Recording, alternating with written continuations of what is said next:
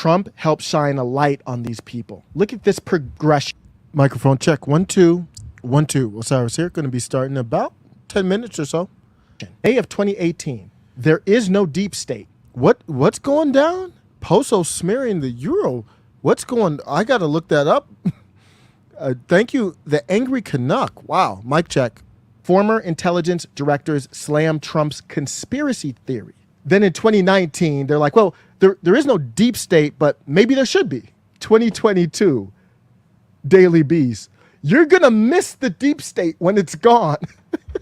So it went from there is no deep state to there is no deep state, but there should be, to you're going to miss the deep state when it's gone. That wouldn't have happened without Trump, period. It's not uncommon for Ukrainians, the same Ukraine that we were celebrating on 60 Minutes, and we want to send all this money to, all the black identitarians, all the black cabal in D.C. is like fully on board with. Forget about the Yahtzees and all that kind of stuff. Just from this standpoint, it's not uncommon for Ukrainians to refer to African Americans as N-word. Volunteers of color may be called a monkey, or see children's game with blackface. This is the country you're supporting. This is the culture you support. You put a Ukrainian flag. A lot of y'all probably never even had an American flag in your bio before. You're probably triggered by it. Nothing like supporting a country that would look at you as N-word and a monkey. Y'all supporting some crazy stuff, man. Same. What is good? Osiris here, stuck in the middle. Rural America is beautiful. Taking some time with the family. We are in rural parts of this country. Funny story, we went to see Mount Rushmore. And the only presidents my son knows are Donald Trump and Joe Biden. So I asked him, who did you see on Mount Rushmore? My son says Joe Biden, and I'm dying of laughter.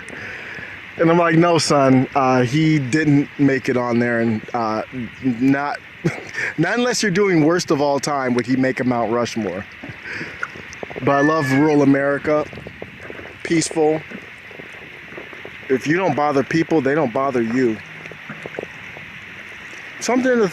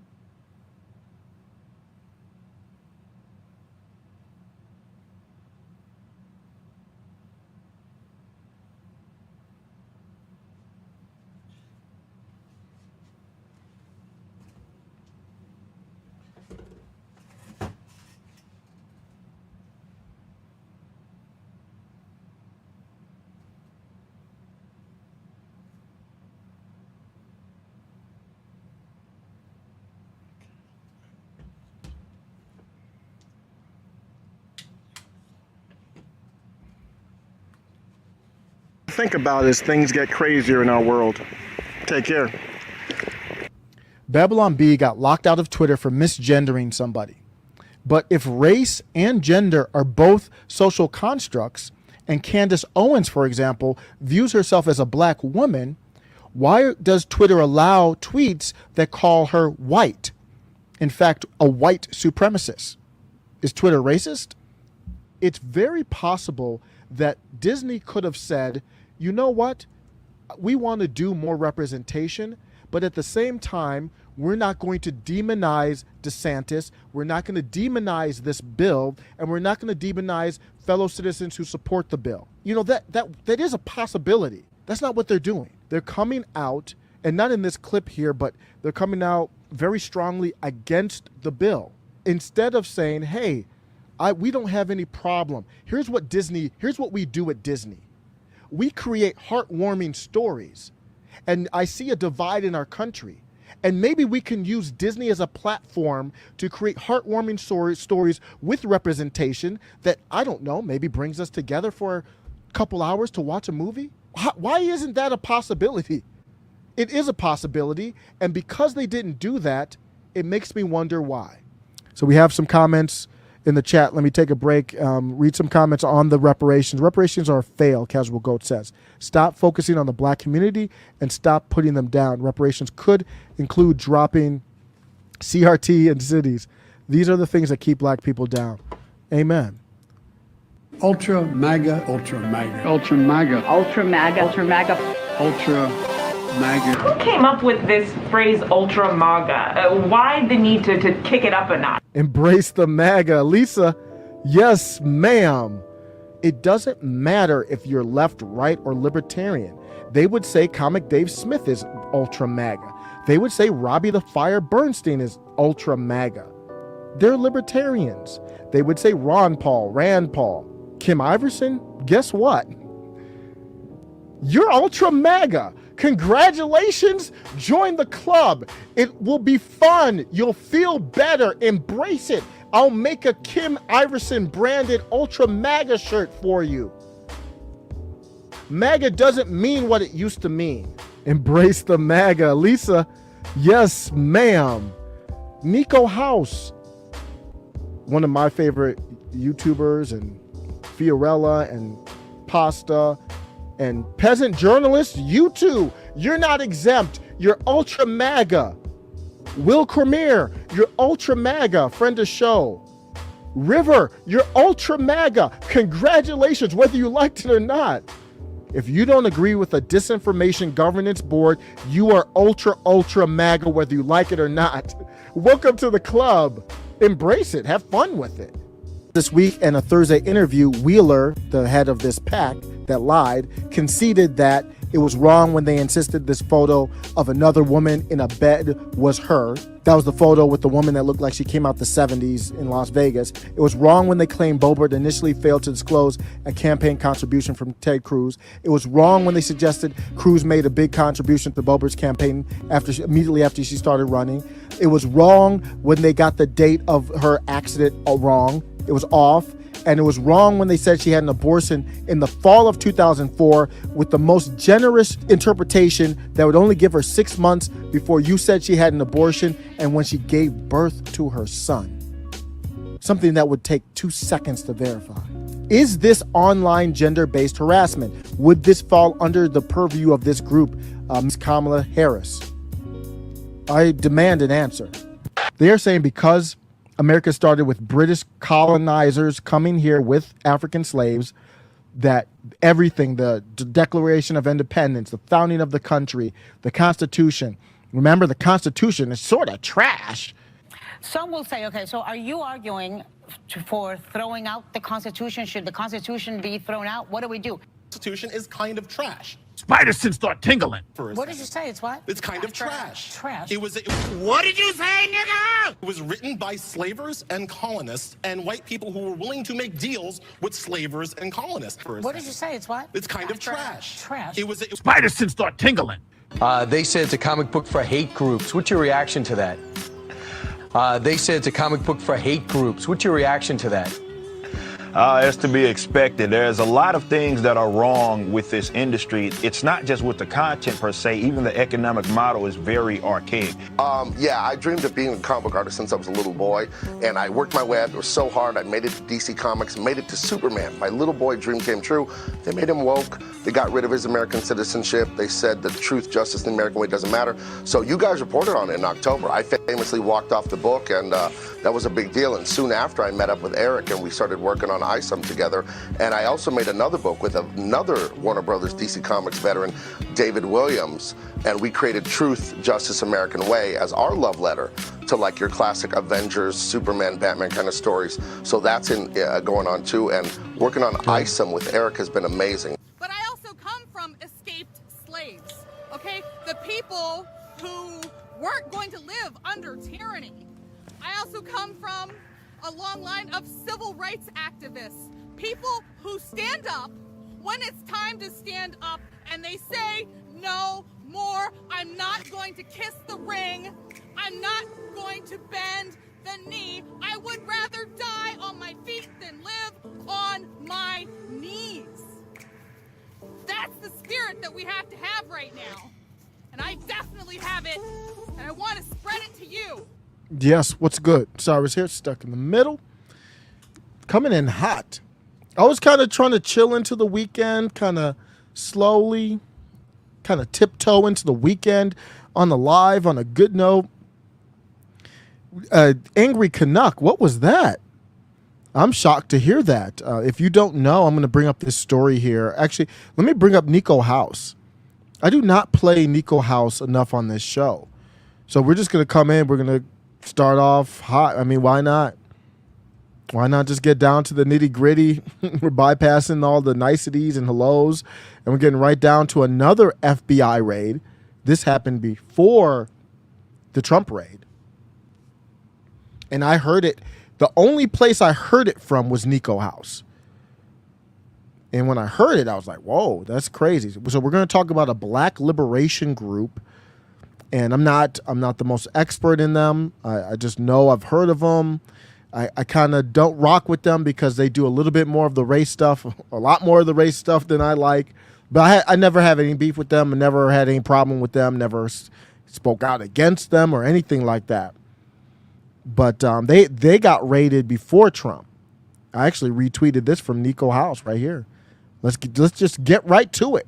Leaders of the Uru Solidarity Movement and the African People's Socialist Movement. Leaders of the Uru Solidarity Movement and the African People's Socialist Movement had their homes violently raided on Friday morning at 5 a.m.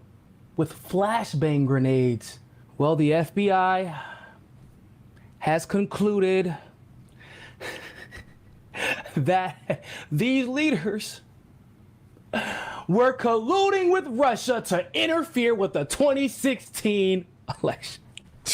The reason that they have concluded this is because O'Malley and other leaders went to a conference in Russia for an anti-globalization movement. A conference, by the way, that included national leaders from all over the globe. And this happened in 2014, by the way. It is 2022. The Russiagate scandal has been done and over with for literally years now. So I want everybody to understand something. This whole let's pretend that every black liberation group and every black leader who wants black people to be liberated from the oppressive systems that they've oftentimes been forced into, and pretending as if they're all colluding with Russia to undermine the US government, like that's old. That's been happening. They did this to Malcolm X. They did this to the Black Panthers. They've done this to Martin Luther King. When I saw this, I actually thought that this was a headline from 1974, which would have made a lot of sense. But they're still doing it today. Because liberation, especially black liberation, is antithetical to US imperialism. And these systems are only held in place and can only be maintained if people willingly cooperate with their oppressors. And in an age where everybody is growing more enlightened, growing more informed, and growing more frustrated, the last thing the oppressors want is for you to organize and liberate yourselves from their oppression. At least, that's what I think anyway. Leaders. That's my dude. That's my dude. Real. Well, that's his handle is Real Nico House, but that's Nico House. Great YouTube channel. This is a left-leaning, populist left. Really like his work. One of the first YouTubers that when I started jumping on Twitter and doing my own channel, one of the first YouTubers I followed.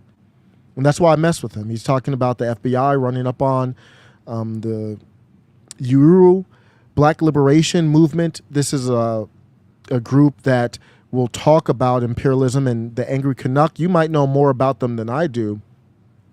He said they got raided because they showed support. I want to avoid YouTube triggers on this because I'm not really getting into the Ukraine stuff too much. But they showed some support to a certain side, and they spoke out against U.S. foreign policy. So now they're a target. And this is something that the populist right can get aboard on and the populist left can get aboard on. You might have heard recently, Brianna Joy Gray came out and said, hey, Marjorie Taylor Greene is right. This is a area where both of our interests intersect. They don't like the FBI. Populist right doesn't like the FBI. And I don't know what that looks like, but we should be able to work together. Angry Canuck also said they stood in front of a government building with its flag and demanded U.S. not support certain government.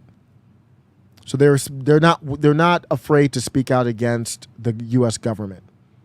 Then a couple days later, they got raided, and I believe, because I had a story ready, but I don't think I even need it. I think that's exactly what this story brings up. FBI raids homes. FBI, this is from August 1st.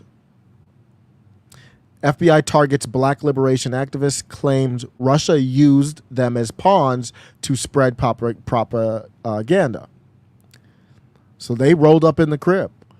5 a.m. in the morning on July 29th. I think this is what we're talking about here. I didn't hear about it until August 4th, but this is what we're talking about.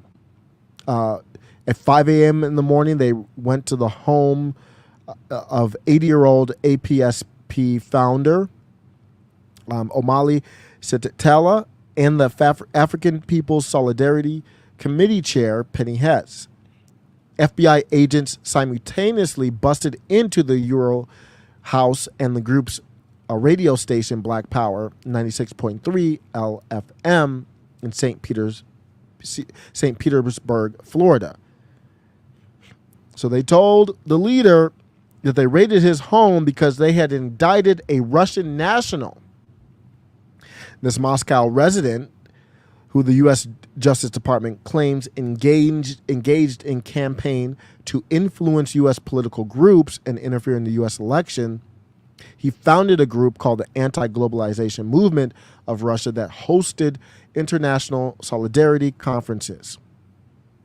So it's exactly what Angry Canuck and you just heard Nico House just talk about. It's the same type of thing. Doesn't look good. Doesn't look right. That's an area that we can get together on, right? Well, a lot of people don't want the populist left and the populist right to get together on anything. So as soon as you start hearing somebody like Brianna Joy Gray is right now, she's with The Hill, and she expressed agreement. She expressed agreement with Marjorie Taylor Greene. These are not people that you would normally see agree. They should. You should see a lot more agreement. I'm not saying that it should happen, but you don't see it a lot right now. So she expressed agreement. Marjorie Taylor Greene pretty much expressed agreement with her as well. And then now we have people jumping into the mix to prevent that type of agreement from happening. If somebody's jumping in the mix of people who are actually trying to agree on something or talk through something, then they should be looked at as very suspect. What is your agenda?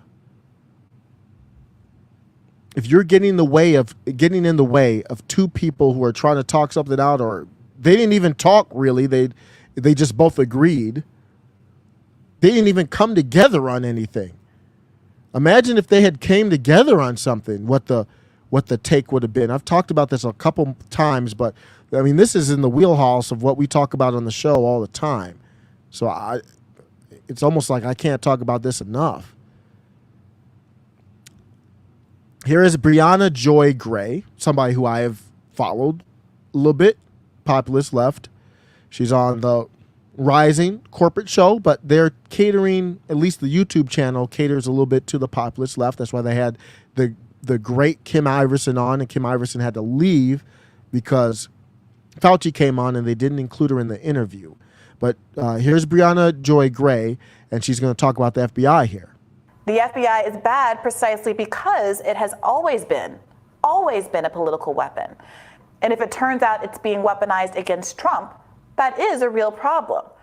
But it would also be one of the only times the FBI has gone after people with the power to actually defend themselves. Let's keep this abolish the FBI energy up the next time they come after normal Americans too. People who aren't billionaires. People like you and the folks that you love. Yeah, we're on the same page here. Like I've said a couple times now, I wish the Republican outrage about the FBI's behavior and just law enforcement in general, let's keep that momentum going. Let's actually reform it, because they have harassed more than just Donald Trump. They've harassed people you've mentioned, and then countless other people whose names are not important or famous names who we don't know of, which is true generally of law enforcement in general, right? The grandmother whose door was broken into in the middle of the night by a SWAT raid that had the wrong address, all of that kind of stuff that goes on routinely, not FBI, but local law enforcement. Well, they often work with law enforcement, as they did in the case of Fred Hampton in the Chicago Police Department. And in cases where you want law enforcement to be doing something, in so many of these mass shooting incidents, there was reason for the FBI, for law enforcement to know something. People inform them about, hey, this person is really dangerous. They're stockpiling weapons. They say crazy things online. They have actually made violent threats. They put a gun to a family member's head. Yeah. Visit their house and do something. And maybe they visit. Maybe they do something. They don't. Well, they look don't at do the enough. distribution of resources. Look, this might seem overly cynical, but it really does feel to me, when you look at how the FBI was established, when it was established, and what it has devoted the majority of its resources to, it is not an anti-crime organization. It is an establishment protecting organization. Agree completely. So there's an area where we just agree, period. And Brianna Joy Gray comes out and makes this statement. I'm going to give some feedback to her, but it is what it is. You can see the fear of her agreeing with Marjorie Taylor Greene, in my opinion. She tweets, Marjorie Taylor Greene is right about the FBI, comma, bad faith or not. Let me stop right there. What does that mean, Brianna Joy Gray? What do you mean by bad faith? I don't want to stop this union, this coming together, but we don't do this often enough, so we don't know how to respect each other. I don't need that comment. It's not necessary. What does it mean, Brianna? We're one sentence in, and you just can't say we agree, period. Marjorie Taylor Greene is right about the FBI, period. No, instead, comma, bad faith or not. What does that mean? It really rubs me the wrong way, because are you in good faith, Brianna? Is that what that's supposed to mean? We can say that about you. You could say that about me. What does that mean, bad faith or not? Take that out. If you agree, you agree. We're not talking about the totality of her beliefs. We're just talking about the FBI. Marjorie Taylor Greene is right about the FBI, period. Are we going to come to the table on that?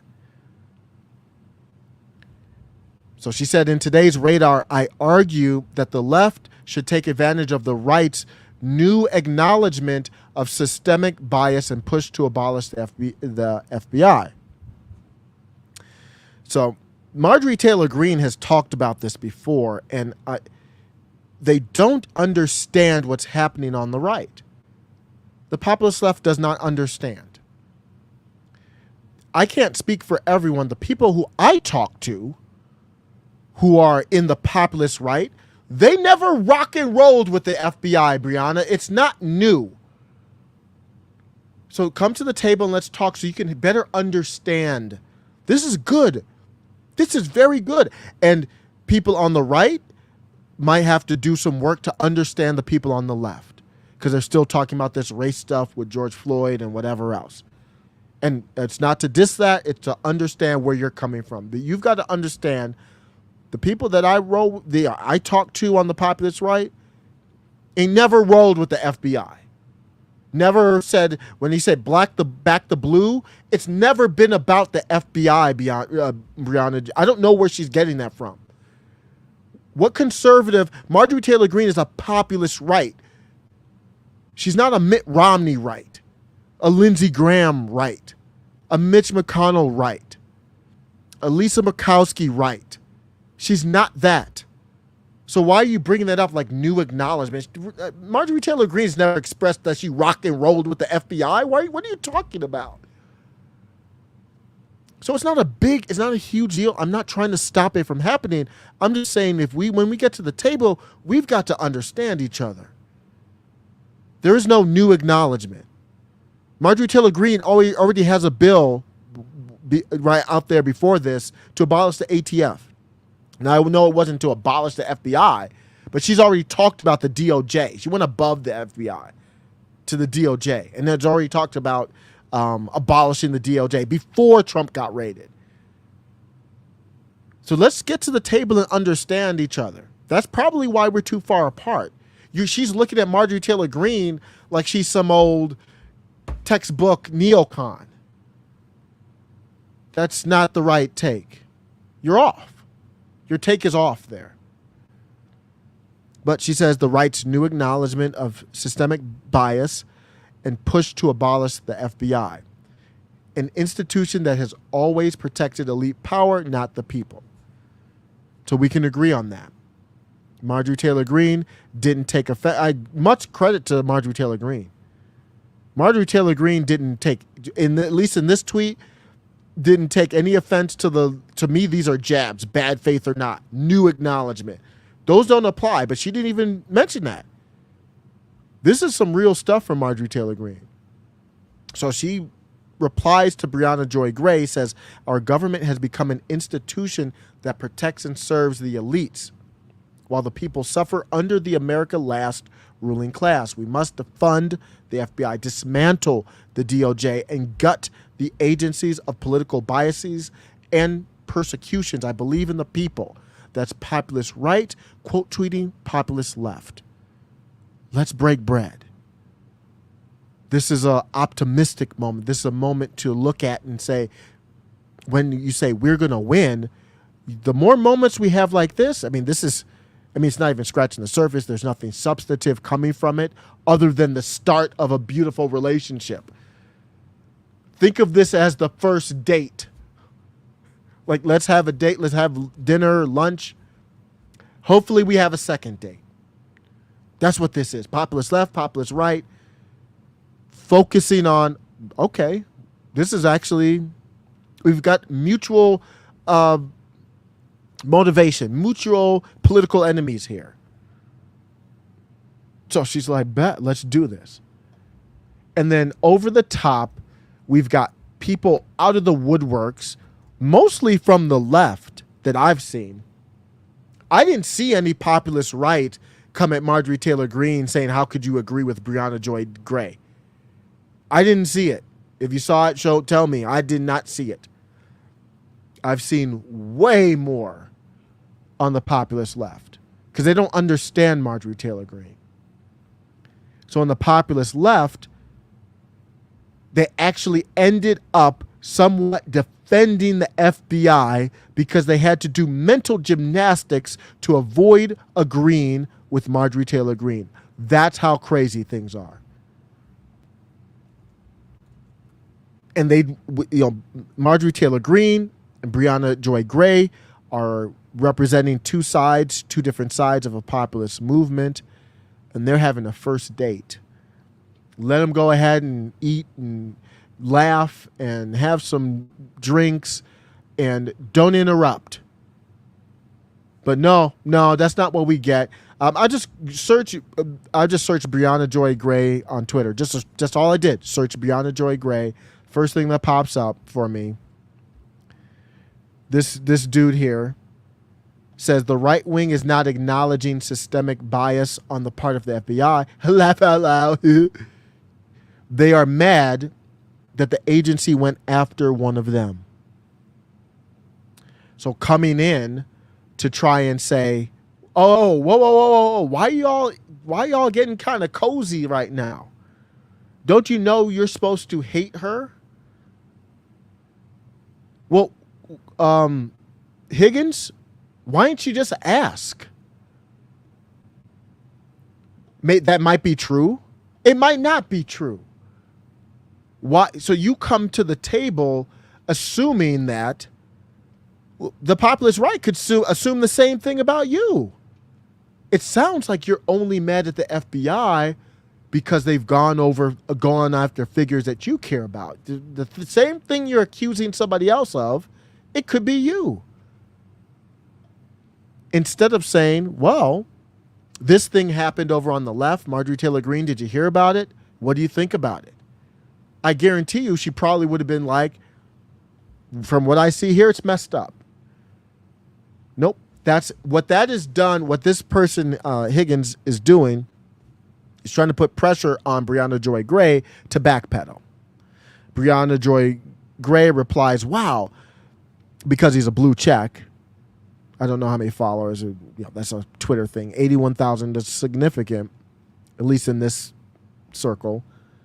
So it's a blue check. So Brianna replies to it, more likely to. Says, wow, I'm so glad this extremely smart man. Where are we going with this? This extremely, what is that? What does him being a man have to do with anything? You see how stupid this becomes real quickly? They're having a first date. They're kind of, maybe I'm hoping that they have more of a conversation. Who knows? Maybe they meet in person. Who knows? Maybe, the Hill wouldn't have her on, but Brianna Joy Gray is on different podcasts and stuff. I think I don't know if she's still with I forgot the name of the dude, the black dude, but and she does other things. Maybe she would have Marjorie. Who knows? How beautiful would that be? So this is getting silly. Higgins jumps in, and then Brianna Joy Gray comes with the sex, what is it? I'm so glad this extremely smart man. What did that have to do with anything, Brianna? I agree that he was off there in his approach, but okay. Explain this to me. I was suffocating under the weight of my own naivete until this guy tweeted precisely what I explained with nuance and insight in a video he probably declined to watch, preferring instead to own me in a subtweet. So Brianna Joy Gray is basically saying you're right. I did a video or a live earlier today where I cautioned, just my opinion, cautioning the populist right not to do what Higgins was saying. If you want to abolish the FBI, Higgins, the way you can tell is by asking this simple question. Anybody in the chat, do you want to abolish the FBI or do you want to replace the FBI? If you want to replace the FBI, then you are just mad that they went after the wrong people. If you want to abolish them, then you want to abolish them. It's a more principled approach. Same thing happened with Jimmy Dore. And Jimmy Dore replied to this. And I talked about this before. Jimmy Dore got into it with Nina Turner. That went viral, actually, online. It was trending, at least. Jimmy went off. He was on with the Convo Couch and went off. Shauna Burley, this is the link to it right here.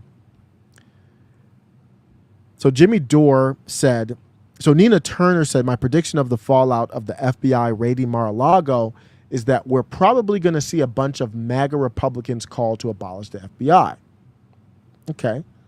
Bet. So what's the problem? So Jimmy Dore says when lefties cheer on the FBI, you know they're serious about being a Democrat. What Jimmy Dore is saying here is exactly what I'm saying. Nina Turner's coming in and she's fake right now. I think she was at one point. I don't know what happened. She turned fake, or maybe I misjudged her, and she's acting as the Nancy Pelosi type person to come in here and make sure that there's no agreement. Then after this tweet, that's when Nina went with the race card. So that's, I didn't plan on starting off with that, but that's that. The populist left. Who is the populist left? No, you know what? Before I go to that, Ray, they're not shadow banning. I didn't. That's why I usually link it to a story, like a news story. You have a better chance of getting in the algorithm. But who knows? They could be. Who knows about the shadow banning stuff? Kevron, what's up, friend of the show? Who is the populist left? I definitely need to. I need to do a better job of defining that. And I've got feedback from friend of the show, Will Cormier, who's like, man, he doesn't like the left or right. And Ian Crossland on Timcast IRL, he does not like the distinction. But we have to. How do I describe the difference between Jimmy Dore and Steve Bannon? They're not this. They're on the same plane as they want power with the people, but they don't believe in the same methods. So what am I supposed to call that? I don't even know how to. If I can't use these terms, I don't know what to call it. So populist left, I would say a good example of the populist left is a Jimmy Dore. I'm gonna look to see if I can find the Jimmy Dore intro. I think it's great. Jimmy Dore is one of my favorite guys to follow. Yep, got it right here. It's called Challenge the System. It was made by, what's his name? Shoot. I forgot the name of he's a great editor. But here's the populist left. Populist left, let me just, before I play the video, populist left is more into, they believe in power with the people. To me, that's all populism is erring on the side of giving people power over corporations or government, period. So libertarians are populists in my book. Jimmy Dore, Steve Bannon, all populists. Nina Turner is a fake. She acts like she wants to give power to the people, but she does the bidding, just like AOC, Ayanna Pressley, Ilhan Omar. They do the bidding of the corporate establishment. Nancy Pelosi cannot reach the same people that Nina Turner can reach or AOC can reach. So they use AOC as the conduit to reach people to keep them with the establishment. That ain't Jimmy Dore. I could be wrong, but that's how I view these people right now. The populist left is one of the two big differences between the populist left and right. The populist left believes in a strong centralized government. They believe, that's why you hear them talk about socialism, communism. All that is a fancy term for I want a benevolent dictator. I don't believe in the Constitution as much. You do have some that do, but they want centralized power. They believe in the power of the government. So I have leftist point of views. When I say I am for a universal basic income, I don't want power with the government. I just want them to be the facilitators of redistributing some of the wealth from the country, so there's a minimum floor for poverty. That's a populist left take. I am for Medicare for all. I still would want a private option for health care. Medicare for all is run through government, so that's more power to the government in that case, but they want it to be used for good, so everybody has health care. So those are probably the two most common, maybe one of the only two leftist positions I have. That's populist left, power with the government. Steve Bannon does not believe in Medicare for all, does not believe in a universal basic income. Most people on the channel probably lean populist right and do not agree with those two things, which I fully leave room to be wrong. But that's the difference. But let's play this. I just love watching this.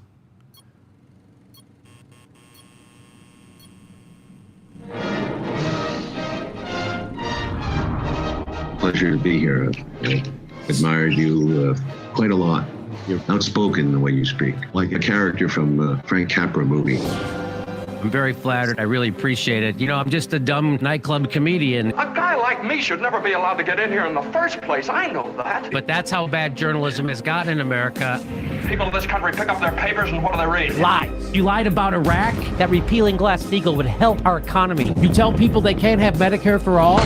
Why don't you tell the people the truth for a change? The problem is the criminals bought the media. They've been bought by the people who bought our government. We have corporate rule. It's one big corrupt cabal. Except I ain't playing their game anymore. Oh no, not me. Oh! I'm standing up and I'm calling you out. The political machine. Corporate sellouts. The people who turn their back on unions, workers, and sick, poor people. They got another thing coming. We're taking our goddamn country back. And I'm gonna stay right here and fight for this lost cause. Even if this room gets filled with lies like these. And let's blow up that fucking system! We've got to get this man off the floor. As soon as I become a threat, they're gonna try and shut us down. Defend the machine. Hit this guy. CNN ran a giant smear piece. I'm a threat, baby! Woo! Either I'm dead right or I'm crazy. Now the real fight starts. Somebody will listen to me. Keep up the great work, man. You're killing it. You really do speak the truth. I watch your videos all the time. It's Jimmy Dore. You got it, brother. Jimmy Dore. We all are Americans and we all need the same things. Good schools, good jobs, healthcare, legal pot. 3 out of 4 ain't bad. The point is... If the Senate deals to this man, it'll become a laughingstock. Funniest man on the planet is right here. I really enjoyed watching you. It was funny and insightful. Outstanding job. Thank you, Jeremy. Great to be here with you. I've admired you from afar. And mommy watches your show. Oh, yeah? Remind me, that's good taste. Ladies and gentlemen, from the south side of Chicago, Jimmy Dore! I just love that intro, man. That I've watched 100 times. And it's funny to see Nina Turner in that clip there. He doesn't have it pinned on his channel anymore, for at least when I go there, but I love that video. Kevron, Elon Musk and Joe Rogan. He's asking, would they be populist left? I wouldn't label, it's just opinion. So some people label, you believe it or not, some people label me corporate, some people label me populist left, some people label me MAGA. It's all over the map. But it's all opinion, and I can't speak for anybody else. Elon Musk he's a hard one to pin down. I think Elon Musk is more of a classic, and Joe Rogan are more of classic liberals. Classic liberals are more aligned with libertarianism than, it's not neoliberals, they're classic liberals, in my opinion. I don't know what's a, but classic liberals are, they kind of remind me of libertarians, liberals. That's what it's supposed to mean. Little L. It's just like libertarians, free market. They're more into like civil rights, probably civil liberties, but freedom of speech. Classic liberals are into freedom of speech. I'm wearing plaid MAGA right now. It's just design I saw, actually took from a right-wing group, came up with that design. But he's not MAGA, he's not populist left, he's like a classic liberal. I'll have to refine. I can read a definition, but I think it's more powerful when you can explain it without reciting a definition. So no, I would not call them populist left. They're classic liberals to me. But Joe Rogan definitely has a little bit more populism in him than Elon Musk, in my opinion. So that's Jimmy Dore is classic populist left. Kim Iverson as well. They're based in truth. Classic liberals as well. Bill Maher is a classic liberal. He's not a populist. He's the reason why I say he's not a populist, he doesn't believe in error. A populist would err on the side of power with the people for damn near any problem. That's not Bill Maher. But he believes in free speech, believes in truth. So that's where they are. Now let's talk about Bannon. Steve Bannon is, somebody I think very highly of. This is one of the best interviews of Steve Bannon, this PBS interview. It's got 4.4 million views. So you know it's good. Let me play a little bit of this to talk about what populist right is. He did this interview talking about the rise of Trump. Quickly, as I saw, that there was this real populist power in this. That this was something totally different. This was not standard Republican Party. This was a whole new deal. And so we started covering that, and Breitbart kind of became the blog site for that. Andrew wanted to do a new site. We were able to raise some money. And in 2011, we closed on the money, and we decided that the center of gravity of our political coverage had. So Steve Bannon here is, to me, one of the faces of the populist right. Marjorie Taylor Greene is the first face that I think of in D.C. You could probably bring in Lauren Boebert, Paul Gosar. I'm trying to think of more. But those are the ones that come to... There's not a lot. The populist left has zero, none, nada, zilch, zippo, no representation in D.C. The populist right is way further. They did a takeover with Steve Bannon and Donald Trump, took over the Republican Party. It's a thing that these third parties always debate with. You heard it with the Mises Caucus and Comic Dave Smith and others. They're like, well, do we take this thing over or do we start our own? You can't start your own. The third parties have no chance in this country.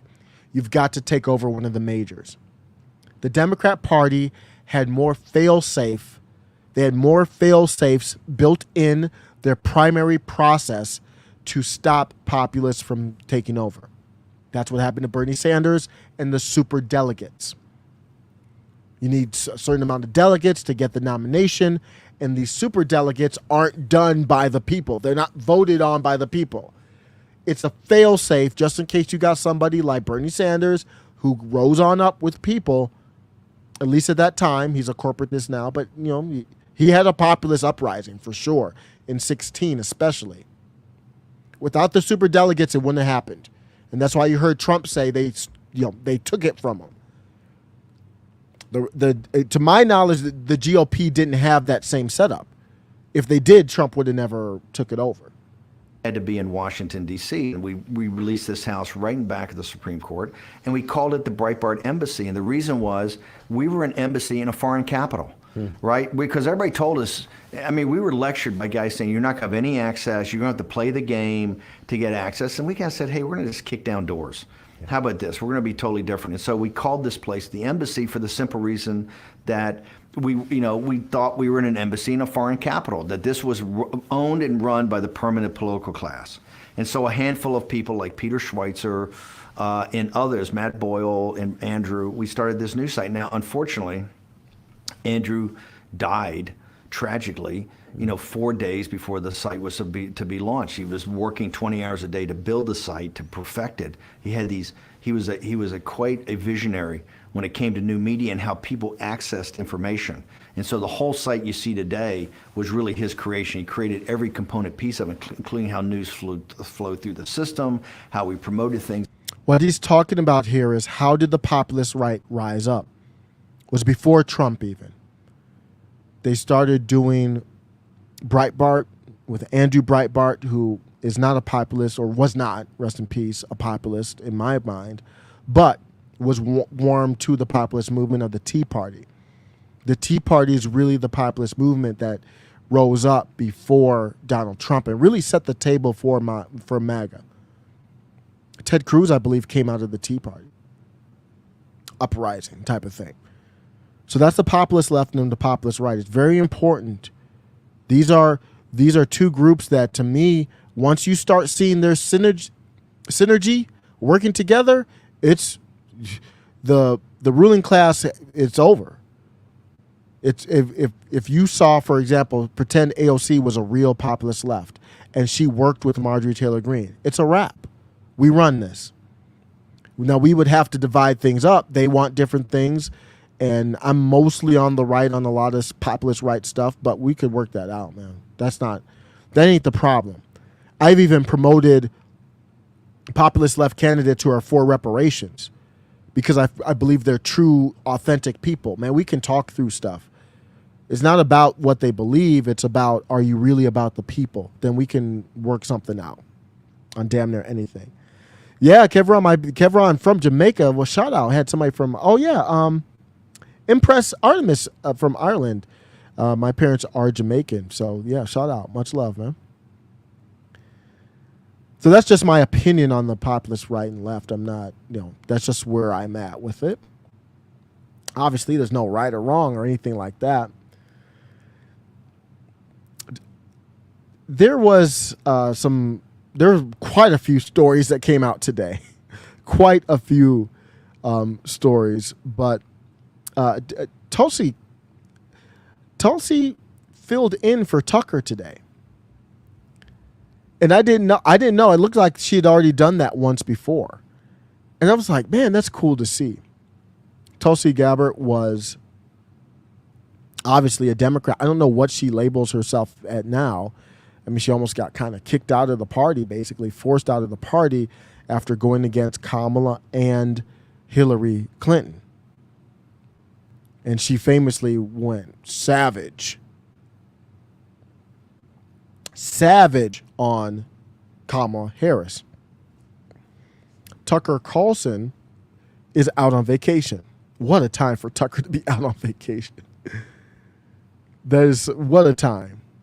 But I think, and I did see some segments from her today. Tulsi's good. I don't agree with her on everything, but I am a very big fan of Tulsi Gabbard, and I want her voice out there more. It's more reasonable. She's level-headed. She is based in truth. So I'm all for Tulsi getting out there. And people were trying to say, so she was smiling. Like when she opened the segment for Tucker, you could tell she was smiling. And people were looking at it like it was a negative thing. People from the left again here. And I was like, I think it's because she's actually really humble. And she actually appreciates the opportunity to fill in for Tucker and to be able to tell her truth on TV. Now, despite their lectures and their crocodile tears, it's never been about morality. It's not about the people of Ukraine or protecting democracy. This is about regime change in Russia and exploiting this war to strengthen NATO and feed the military-industrial complex. Now, to Joe Biden, it's even about bringing about, quote, a new world order. We've got to lead it, he says. And he's trying to do just that, even if it means bringing us to the brink of nuclear catastrophe. Now, despite their lectures and their crocodile tears, it's never been about morality. It's not about the people of Ukraine or protecting democracy. This is about regime change in Russia and exploiting this war to strengthen NATO and feed the military-industrial complex. Now, to Joe Biden, it's even about bringing about, quote, a new world order. We've got to lead it, he says. And he's trying to do just that, even if it means bringing us to the brink of nuclear catastrophe. It must be said. This is one of the sites that was showing, hey, she's filling in for Tucker. So one of the accounts that was tweeting about that. And I didn't see any problem with it. She was smiling. I think that was good. What I will remember her for the most is just absolutely annihilating, completely and utterly destroying Kamala Harris. Confronting Vice President Biden at the last debate, you called it a, quote, false accusation that Joe Biden is a racist. What's your response? I want to bring the conversation back to the broken criminal justice system that is disproportionately negatively impacting black and brown people all across this country today. Now, Senator Harris said. So Tulsi Gabbard is on the left. And that's the, did I bring that up? The identity is a big thing. So you might cringe a little bit when you hear. She's proud of her record. We got to get past some of that. Because we're not going to agree with, that's why we have to label them something different. So she talks about black and brown people, but she's based in truth. We can do that. I talked about the 90s and how the 90s were a little bit different. We had, people were like, black power and things like that, but it wasn't white hate. That's a big crossing line not to cross. Tulsi does not cross the line. So when she says black and brown people, she does not go into at all, even come close to talking about some type of nonsense like white hate. Kamala Harris does, because that's just what they do now. That's a whole different thing. So if you cringe a little bit, because I cringe a little bit when she's like the black and brown, like, okay. But don't let that, Tulsi's not in that crazy lane. I want to bring the conversation back to the broken criminal justice system that is disproportionately negatively impacting black and brown people all across this country today. Now, Senator Harris says she's proud of her record as a prosecutor and that she'll be a prosecutor president, but I'm deeply concerned about this record. There are too many examples to cite, but she put over 1,500 people in jail for marijuana violations and then laughed about it when she was asked if she ever smoked marijuana. She blocked evidence. She blocked evidence that would have freed an innocent man from death row until the courts forced her to do so. She kept people in prison beyond their sentences to use them as cheap labor for the state of California. And she fought to keep cash bail system in place that impacts poor people in the worst kind of way. Thank you, Congresswoman. So that's where the classic debate where Tulsi just annihilated. And for whatever reason, those two did not get along.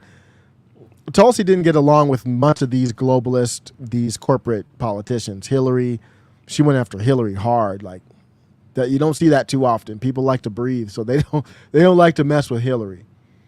But Tulsi annihilated. Kamala came back with some platitudes and she was flustered. You can tell Kamala does not like Tulsi Gabbard. But, this is, as a side note, this is, however, why you see woke DAs. Because on the left side, you can go after them and say, any attorney general or DA, lawyer, prosecutor, state prosecutor, they have to prosecute criminals. Who's filling up the jail cells right now? Mostly non-white individuals. So if they're even if they're completely unbiased and they're doing their job, they want to be where Kamala was and is right now. They know there's going to be another Tulsi who will say, well, look at how many people you put away. That's why you're seeing woke DAs. Amy Klobuchar had that case. I forgot the details of it, but it had to do with race and whether Amy Klobuchar handled it right or not. They used it as a weapon against her. So there's a reason why you're seeing these woke DAs. But shout out to Tulsi Gabbard. Cool to see her filling in for Tucker and spitting some truth. E. Chuck says, I can join forces with any true 90s style liberal. Yep.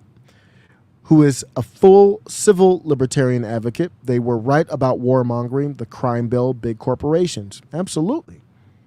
Those are the types, and that's the Tim Pool type. That is a Tim Pool, in my opinion. That describes a Tim Pool. He's more on the left, but liberal. So that's why he gets along with the libertarians a lot. Easy. The leftists don't. The populist left doesn't get along, that I've seen, very well with libertarians. You can see why. You can see why the populist right gets along better with libertarians.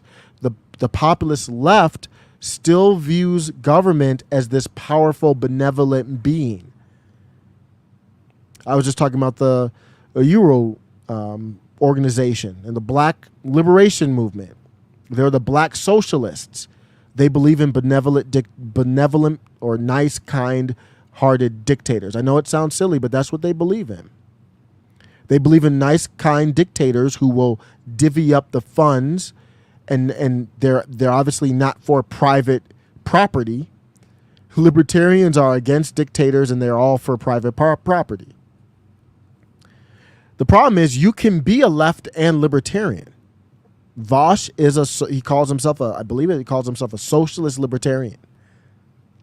Because in whatever territory you're in, you can have some centralized power in that territory. Like if California is a territory and Texas is a different territory, you could call them states, but in a libertarian society, they'd be whatever you want them to be.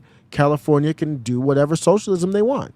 Texas will be a different country, basically, and they do whatever they want. And you can believe in that's liberty. Vosh calls him, Vosh is not a leftist. I don't know what Vosh is, but I believe if you go to his Twitter account, and I've heard him say it too. I stream Vosh quite a bit, or not on the channel, but I listen to him quite a bit because he's very sharp. A lot of wit, very smart. So you can learn a lot from people like Vosh and Destiny and Nick Fuentes and Lauren Southern. But if I search Vosh in here, he'll probably, I think it's in here. Yeah, libertarian socialist. That's what he describes himself. And he wants to purport himself as a leftist. There's a lot of people, including myself, who kind of say he's more of like a CIA type to me. If you wanted a CIA to pretend to be a leftist, to get influence with people, that's what Vosh would be. I don't know if he is or not. I'm just saying that's what he comes across to me. He's a libertarian socialist. A lot of people kind of laugh at him for that, but no, you can do that. I'm a libertarian, nationalist, constitutionalist, populist. That's why I label myself. The Angry Canuck, yeah, I know Vosh has some issues, Canuck. Vosh is literally a kid diddler used by the State Department to influence on the net. That's what he comes across as. The kid stuff, he said some wild stuff. Let's just say that. Look at his groups. They're all pro-government. Yes, he is. It's all true. From what Canuck's saying, it is all true. All of his audience engages in some insane-ish. Yep. It's a weird group. Because there's a lot of really smart people that listen and follow Vosh, but it's more they use their intelligence to kind of back. So it's weird. They try to act like they're against at times the establishment, but they very often protect it. It's really weird. I don't even know how to describe like his group, his people. Pissed Off Zennial says, I want modern tech from before 2000. But I don't want it to ruin life. Word. Hard. Nick Fuentes, it's a good question, Kevron. Like these questions. Testing me as well. Nick Fuentuan. 20 Kevron, I changed your title to Nick Fuentuan. Where does Nick Fuentes fall on the spectrum? He is an authoritarian Christian nationalist, is what I would describe him as. He's very faith-based. He is very, very authoritarian. He's the opposite of a libertarian. He would want his side to get power and to wield that power like it was a sword without limitations. I think he believes in the Constitution, but I think he believes every single thing. Now, you got to understand where Nick's coming from. Nick's coming from the place where he got banned on the no-fly list. He couldn't use PayPal and all these other processors. Got kicked off of YouTube, got kicked off of DLive, got kicked off of Twitter, got banned off of everything. Just saying his name in this video, I guarantee you I'll bet everything that I own puts it in a different category. That's how, and he's like 27 years old, so he's like a young kid. Very bright young man. But he is a Christian nationalist, America first, strong authoritarian, opposite of libertarian. Extremely bright young man, though. You know, now that you brought him up, I want to just do a little side note, since I've been listening to him a lot. He caters to more of a younger audience. I'm 44. He caters to more of like a Gen Z. Very, very influential with that group. But a specific part. So what happens is when you ban people from the internet, there are consequences. You just don't ban people from the internet like Alex Jones and others and think that their ideology goes away. You actually make things worse. And Nick Fuentes, all he is a debate dude, like a high school debater. Very bright, geek, high school debater. I'm not saying that negatively. I've always felt comfortable hanging out with those. I was on the chess team myself. I always felt comfortable hanging around with people who were the underdogs or a little bit ostracized. And he is kind of the leader of a bunch of people that I think I'm in his chat very often. They are racially insensitive, but they don't do like just call you a racist name just to be mean or just to call you that. They'll drop N-bombs a lot, but just as in like trying to be cool. But what he caters to me, from what I see from afar, are young men, mostly young white men, who are seeing this anti-white movement being pushed by their own government, and there is a consequence for that. They are the rebuttal to that. They are forced off of YouTube. They are forced off of major platforms, and now they're on Cozy TV and other outlets that I'm probably not even familiar with. So you push them away. They don't go away. They just go there.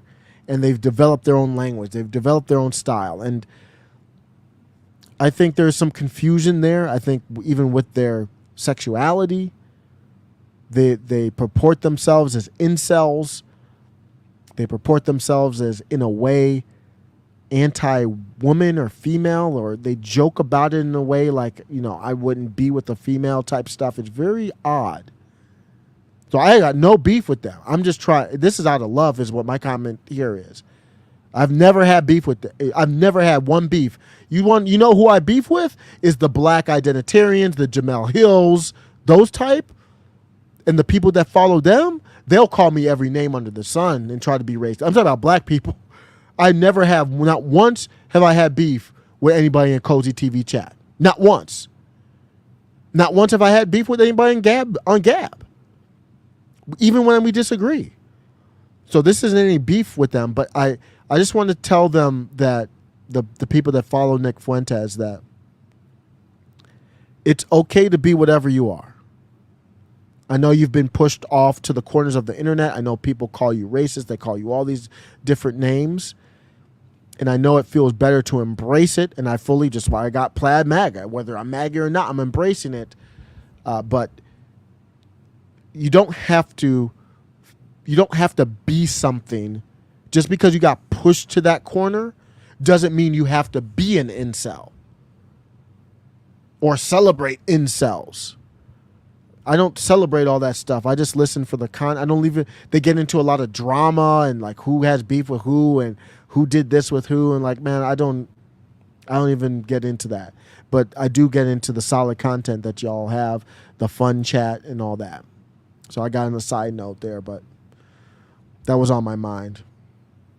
Pissed Off Zenio says, Osiris, what would be your slogan if you ran for office? Damn, put me on the spot. I don't know. I'm the first thing that sounds, I'm not a good marketer. That's the number one thing. I would go to somebody who's a good marketer. I would go to the Quartering. He's a great marketer. Tim Pool, Posevec, and I throw it out to the chat to y'all. Bryson Gray. Bryson Gray is a great marketer. They banned Forgiato Blow as a hip hop guy. Those guys are great marketers. So I come up with corny stuff. I'm really corny. So the first thing that comes to mind to me is like people power to the people. I would embrace MAGA. So I would be like, it could be Ultra MAGA. Would I win? Probably not. But those are the things that come up to mind. I'm fully embracing the MAGA amount. I think it's a very positive movement. I think it's going to reach a fork in the road where it has to decide what it is. Because Marjorie Taylor Greene, out of one side of her mouth, is talking about the DOJ, dismantling that, dismantling the FBI. Steve Bannon says, and the Fed. And the other side, Marjorie Taylor Greene is on the court steps saying, I wrote up articles of impeachment for Merrick Garland. Should he be impeached? Of course. But those two things don't line up. Merrick Garland is a clown. If you didn't see that. So somebody tell me, what would your slogan be? Jimmy Dore has that. I think the movie's called Mr. Smith Went to Washington. I love that style. Because Jimmy Dore's like, I'm a comedian doing this video in my garage. I shouldn't even be here. but I can have a take. Like, as long as I stay in the lane where I can read and I'm knowledgeable, if I don't overdo it and talk about stuff I don't know about, I can have a take. So I don't know if Mr. Smith goes to Washington. I don't know what it would be, but Make America Great Again was a brilliant, and I don't know who came up with it, but Trump is a brilliant promoter and marketer. I am terrible at it. If I knew then, no regrets. If I knew then what I know now, in school I would be taking marketing classes out the yin yang and practicing. I'd be so much more advanced from where I am now. But it's never too late to start. But since I kind of got on the tangent of Marjorie Taylor Greene on the court steps, let's have that conversation. We can go to MTG, and I'm going to get her video from. It's very short, no long thing here, but I want to show it. I fully support her, and she's proven me wrong before, so I always leave room to be wrong. But here we go. What they've been doing to President Trump is political persecution. Merrick Garland has abused his position of power as the Attorney General to politically persecute Joe Biden's enemies. And the whole purpose of this is to prevent President Trump from ever being able to hold office. So I'm on my way in the Capitol right now, and I'm introducing articles of impeachment on Merrick Garland, because we cannot tolerate this in America, where our great institutions are welded and abused in such a way to defeat people's political enemies. That's not what this is for, and it should never exist. So that's her there. Yeah, her biceps are bigger than mine. Like, you can do a side by, like, you see her biceps. Marjorie Taylor Greene's biceps they're literally bigger than my biceps. Literally, you can see that. Look at that. Her biceps are bigger than mine. Props. She does CrossFit. But that's the fork in the road MAGA's at. There is no energy or time or political capital to do both. If you need to end the Fed and end the Department of Education, all these, or nerf their powers like it's a video game, that you need to nerf the power of these federal institutions, you can't do that and go to impeach Merrick Garland. Can't do both. Can't have your cake and eat it too. You don't know how long you're going to have power for. So which one do you want to do? Which one's more important? Which one resonates with more people? You might have to do some educating with the FBI abolishment, and you'll have to do more thinking and so if you abolish the FBI, what are the good things that the FBI does, if there are any? I'm sure there are. How do you replace that? Same with Department of Education. So you got to pick one. And the Fed, the Federal Reserve, that's a monster. You can't do that and impeach Biden and impeach Merrick Garland. And to me, it's a no-brainer which path to go down. You say you did impeach Merrick Garland. So what? Merrick Garland is just some clown. They would replace him with another Merrick Garland, another feckless clown. That solves nothing. Now, they are master marketers. They know that this gets people riled up and hype. So it's not just about what is right. It's about what gets your base riled up and hyped to come out to vote, come out to support you. If she's doing this just to get the base riled up, and if we talked in private and she was like, bro, I'm just trying to get the base riled up, I'd be like, okay. So what's your transition plan, though, if you do, once the midterms are over? Because if you get the base riled up for firing Merrick Garland, how do you transition to, well, we should end the DOJ is more important? Maybe that's the easy thing. She has that vision. But you fire Merrick Garland, you fire Joe Biden, you fire Kamala Harris, and you replace them with another one. That ain't hard to do. There's a list of people who are brown-nosing any person that they can in power, so when that door opens, I'm the next one up. Whether it's Nicole Hannah-Jones or Ibram X. Kendi or Stacey Abrams or whoever it is. Karine Jean-Pierre was one, and she got her turn.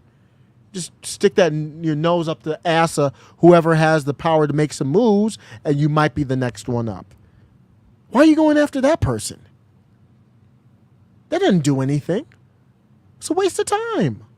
You only have so much time and power going after Merrick Garland. I agree he should be impeached. I'm not arguing that. I'm just saying, where's your time better spent? Going after Merrick Garland. Donald Trump appointed Christopher Wray. You fire Christopher Wray. Even if Donald Trump's president, you don't know if he can get somebody he can trust. So that's my thought on that one.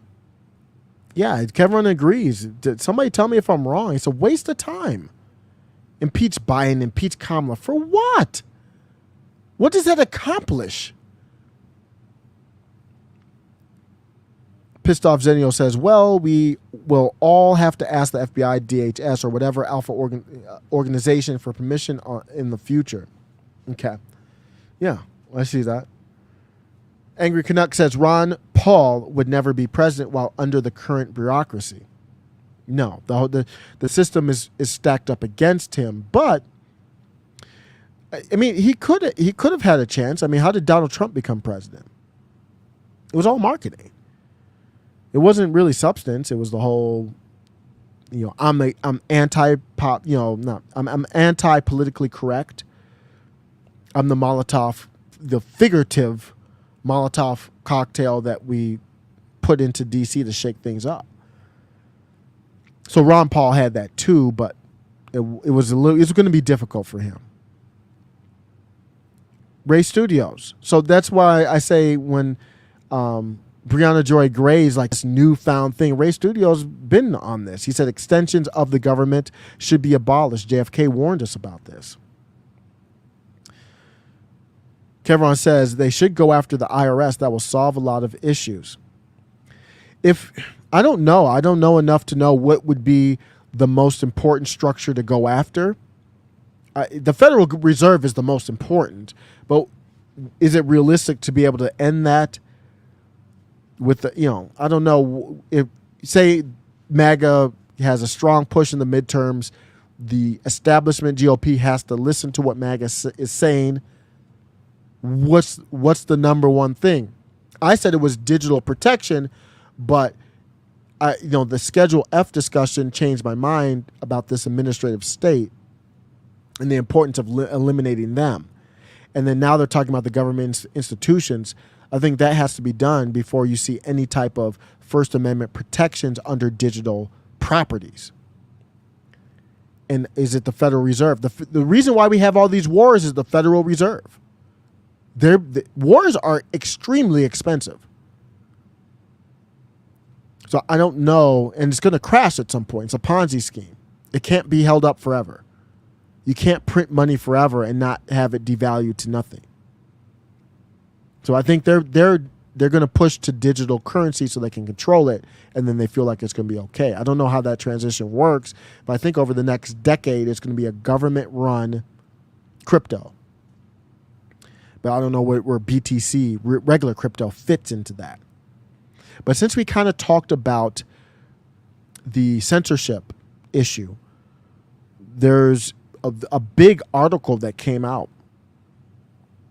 Big article came out from Alex Berenson on his Substack. I'm going to sound like Officer Tatum. Let's get into this. I think let's get into this. Alex Berenson dropped a bombshell. I think it was today. I saw it today. The White House privately demanded Twitter ban me months before the company did so. Bombshell, that would be a First Amendment violation. Federal officials targeted me specifically when they met with Twitter in April 2021. They really wanted to know about Alex Berenson. That's how brazen they've gotten. They know that is a violation, and they're out in the open talking about it. They feel like they have control of all the structures. They have nothing to fear. No one to be afraid of. That's the only explanation for them to out in the open be talking about somebody like that. The First Amendment does not apply to private companies like Twitter. Twitter shouldn't be a private company, in my opinion, but okay, I understand what you're saying. But if the companies are acting on behalf of the federal government, they can become state actors that must allow free speech and debate, just as the government does. Of course. You can't say, okay, we're the government that regulates Twitter, and then at the same time we do phone calls with Twitter and tell Twitter we don't like Alex Berenson. Why haven't you banned him yet? If that's the case, then Twitter is acting as an extension of the government. I argue the relationship's already too close because there's a threat that they could always do something against Twitter, even if they didn't mention Alex Berenson's name. But they did. Take a look at this. Top officials targeted me personally. Andrew Slavitt, senior advisor to President Biden's COVID response team, complained specifically about me, according to a Twitter employee in another Slack conversation discussing the White House meeting. They really wanted to know about Alex Berenson, the employee wrote. Andy Slavitt suggested they had seen data that showed he was the epicenter of disinfo that radiated outwards to the persuadable public. I showed you an article that talked about this. They saw the data. They were like, Alex Berenson, a lot of this stuff is coming from him. Was it false? I mean, he admitted where everybody makes mistakes, but no, the big hitting information from him was not false. According to an interview he gave to the Washington Post, Slavitt worked directly with the most powerful officials. So he's trying to connect him to the White House. The Slack conversations also show the pressure Twitter employees felt internally to respond to the government's questions about whether the company was doing enough to suppress misinformation. An employee writes that the questions at the meeting were pointed, but mercifully we had answers. So that feels like they were worried. Here's the Slack. Overall, pretty good. So this is the Twitter employee. They had one really tough question about why Alex Berenson wasn't kicked off from the platform. Otherwise, questions were pointed but fair. It's right here. All the receipts, all the stuff we just read. Yikes. Lawsuit. That is not lawful. That is not legal. It's kind of funny here at the end. He said the documents contain other revelations, including emails showing that other reporters asked Twitter to take action against me. I will report on those in the future. I don't think there's anything, I don't know if there's anything illegal there. That is weird, though. Other reporters going to Twitter to ask him to get banned. Wow. Because you could say you could argue it's another end around. Those reporters are tied into the government, so now you have the government asking to get him removed from multiple angles. These aren't private companies. Just stop the nonsense. Tim Pool had this conversation, and Ian was right, in my opinion. You might have heard this on Tim Pool. I think it was yesterday. Ian was talking about making the algorithm public. And he said that might help things. And it seems like my interpretation is that he got pushback from Tim. I'm a little surprised because they've talked about it before. But I think Ian is right. If you make the algorithm to Twitter public, meaning they can't hide what their shadow. So earlier on, Ray Studio said, dang, they're shadow banning your channel. Who knows? I don't know. I don't know if they are or not. But that's the point. The algorithm should be public and we would know. It's a very serious thing. So Ian's like, make the algorithm public, meaning anyone could copy Twitter. So if you make the algorithm public, you could make your own Twitter. Anyone could make their own Twitter. And you could all connect them together. Now, you couldn't force everyone to be on the same site, but you could say 100 people make their own Twitters. They all have different rules. They can all still communicate with each other. So one version of Twitter could ban Alex Berenson, but he would be on all 90 others versions of Twitter, and you wouldn't know if you weren't on the one that he would ban. And I think that would be a potential solution. And I don't know what Tim's disagreement on that was. No, you can't force the original Twitter to be on there, but if everybody was there and you even hooked it up with Gab and these alt platforms, then who cares if the original Twitter's there? I think you would get more people to use the alt platform. So Tim was saying that we already have alt platforms and nobody's using them. And nobody's using them because they're segmented, obviously. Tim's talked about this before. Like, people say, well, Tim, why don't you use Rumble more? He's like, there's not enough views, basically, is what he says. And he does use it for his, other stuff, but his private stuff and the membership stuff. But if he got banned off of Twitter, YouTube, he would probably go to Rumble next. But if you were able to get all of those platforms to agree, Tim says, well, why would Rumble agree to team up with Odyssey? You're not really teaming up. It's like decentralized. You have a platform here, and Rumble can join, Odyssey can join. So if you upload something to, I don't know how that would work, but maybe you upload something to Rumble, it goes to Odyssey, it goes to them all. Of course they would want to be there because you put Odyssey together with BitChute or I don't know, another, other platforms, they become more popular than Rumble. Then Rumble would want to get on it too. So I disagreed with Tim on that one. Peppermint Patty. Oh my gosh. Trujillo says Peppermint Patty admitted, bragged they were pushing social media to silence misinformation. This is true. Played it on the channel. It's absolutely true. I've played it multiple times, these clips. And I'm mad at myself that I haven't put it all together in one thread, but I am now. I'm putting it all together in one thread. Anytime I see one of these stories so I can bring it back up quickly. And here's the thread on Twitter. It's going to be private companies. For people who think these are private companies, really? Should they be private companies? Why are they private companies? Are they private companies just because you said they are? Take a look at this.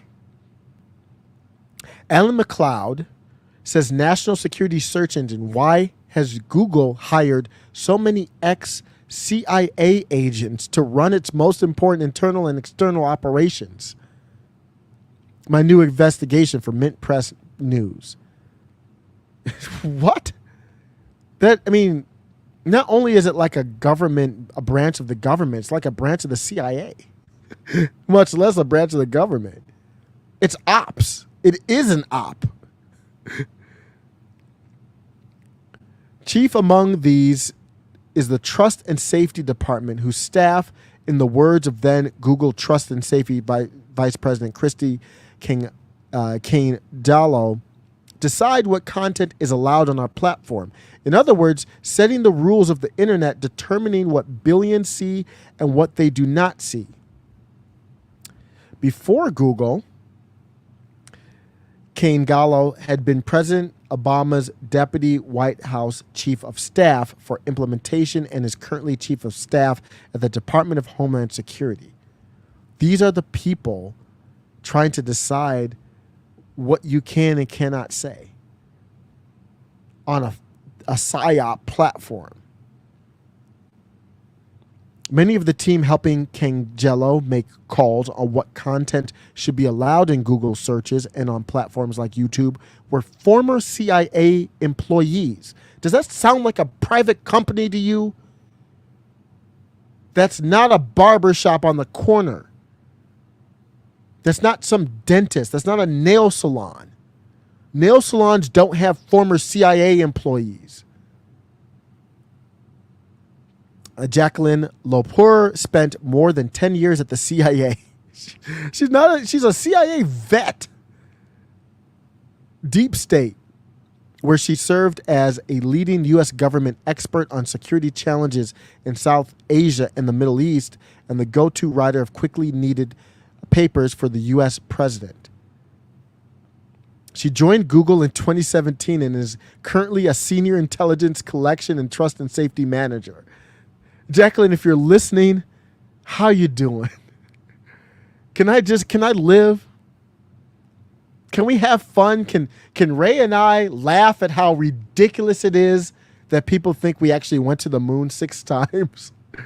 I'm peaceful. I'm not being harmful, Jacqueline or Vosh. Jacqueline and Vosh are probably on the first name basis. It's just a CIA op. Jacqueline Lepore, trust and safety. There's nothing I trust less than ex-CIA running social media accounts that don't let you speak your mind. You can't talk about 2020. Ray and I want to talk about 2020 just like normal citizens do, and we're stumbling and bumbling over our words, or whoever, like, can I say this? Can I say this? Or the R word about it and all this. Can I say it was fortified? Is that okay, Jacqueline, and the whatever former CIA is watching the voice to text of this video? Is it okay for me to say that the 2020 election was fortified by y'all? This is crazy, man. Former CIA. Central Intelligence Agency. Between 2010 and 2015, Jeff Lazarus was an economic and political analyst for the CIA. In 2017, ironically, he was hired as a policy advisor for trust and safety at Google. Why didn't he go work at King Soopers or something? That's a private business, right? No, he's working for the most powerful platforms that control our search, our knowledge, the video, advertising on the internet, just pure monopolization of knowledge and information. Is it just a coincidence that they hire ex-CIA agents, employees, where he worked on suppressing extremist content? It's okay. He moved to Apple in 2021. If anybody tells you these things are private entities, man, just laugh at them. Or if they're really a noob, don't rub them the wrong way. Just be like, okay, whatever, bruh. My goodness. Ray Studio says, I'm going to start to work out. I'm getting some weight sets. Let's go. Let's get it. Let's all look like Marjorie Taylor Greene, get the biceps curling. I haven't been doing what I've been working out. It's really been sad. Maybe once a week now. I'm supposed to be doing 3 times a week. I can get 1 in on the weekend. I should be getting 2 in on the weekend. This is really, Eric July would be so disappointed in me right now. But it's just tough. Got to get more organized. True Jello, thank you. True Jello's like, there's no leaving the CIA. If you're the CIA, you don't leave the CIA. Now, there are some ex-CIA agents who are kind of on the side for people. And I think it's fair to not have lack of trust in them, but just if there's no leaving the CIA, there's no leaving the CIA. Let's just say that. I think that's fair to say. Oh yeah, Ray Sue says last time Carlos was on the show, Carlos was in his weight room. Let's transition to that. Shout out to Carlos. Carlos is somebody who I met through Ray Studios when we've done podcasts together. And he started his own podcast. And I think it's powerful. I just want to do a shout out to him, play a little clip of the podcast. This is the most recent episode, so I'll be interested. Well, you know what? Let's play the most recent, just a clip from the most recent episode. I really like to see people. He just started it. He's just a regular dude, and let's start it mid-show. It's early in the show. They're going to talk about Joe Biden. It's interesting because they're coming at it from a perspective of a Latino, and it's interesting. So they say is Biden or the Democrats pandering to minorities? We all know that's true. We're going to hear them talk about it. But they were actually paying attention when Joe Biden said, "You ain't black if you don't vote for me." It wasn't just some black people paying attention to that. Being interviewed by a black gentleman saying, if you don't vote for Biden, you ain't black or you aren't black. So he even tried to... No, I believe he said, "You ain't black." See, Joe Biden was trying to play around. He wasn't trying to be... He was malicious, but he wasn't trying to be malicious on purpose. He was trying to be like, "Oh, I'm hip, I'm relaxed, I'm with Charlemagne the God, we're on the Breakfast Club. If you don't vote for me, you ain't black." That's what he was trying to do. To do a slanderous slang and try and sound, oh, bad, you know what? So it's absolutely incredible how blatant and racist that comment by Joe Biden was. Would you agree, Carlos? Absolutely, and let's go ahead. We can look at that right here, right now. Come see us when you come to New York, VP Biden. I will. It's a long way until November. We got more questions. You got more questions, but I tell you, if you have a problem figuring out whether you're for me or Trump, then you ain't black. Wow. If you don't know whether you're voting for me or Trump, then you're not black. I mean, how disrespectful is that in any regards? I mean, think about it as a Hispanic. If somebody told you, if you don't vote for me, XYZ, you ain't Hispanic. You know, I mean, it's just absolutely ridiculous. Absolutely diminishing, Carlos, disrespectful, racist. I mean, I'm not sure how, again, people on the Democrat side saw this, they see this, and they continue supporting the true racist party, in my opinion, the Democrats. Absolutely incredible, mind-blowing how he made that comment. Imagine if Trump would have said that, Carlos.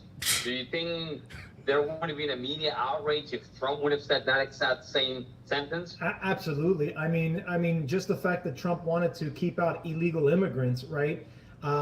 They made it about race, that he doesn't like Hispanics. He doesn't like people. I've had people say, "Hey, why are you voting for Trump? He doesn't like people like you." I mean, that's absolutely absurd. I mean, you're mixing in a legal status with somebody's nationality. I mean, I'm against illegal immigration. I don't care who it is. It could be somebody from Europe. It could be somebody from China. It could be somebody from Haiti. I don't care. I don't care what your skin color, your nationality is. What I want you to do is do what we have to do, and that's follow the law.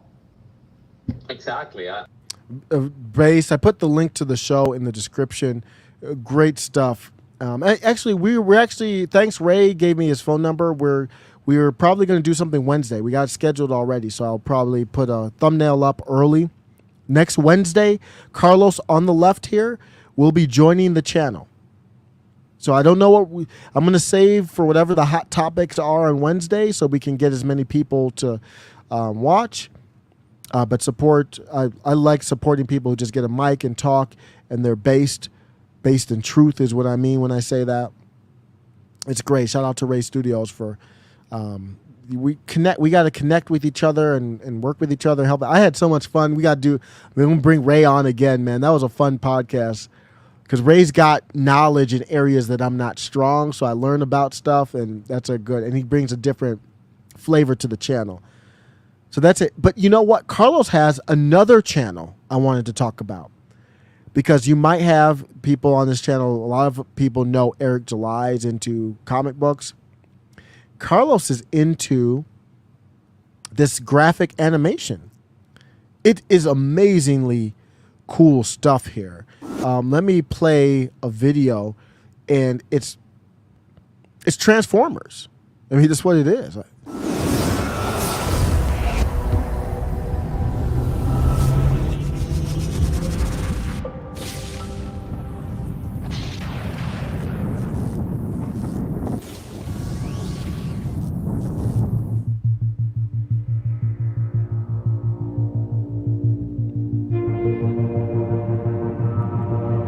So if you're just listening, we're seeing graphic animation of Transformers, and Carlos did this. I don't know if you know how you do this, but here he is. Character bio. As promised in our previous month, we're gonna go ahead and cover the last and final Destructicon of our fan film project. and it's no other than Scourge the Hunter, right?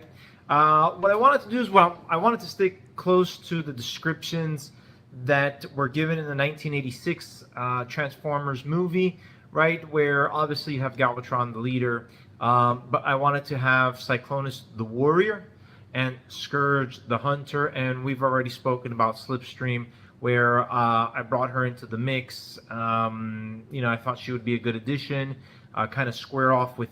Look at the background here. If you're watching, that's the Gargoyles, I believe, the classic Gargoyles cartoon. He's got little action figures in the background there.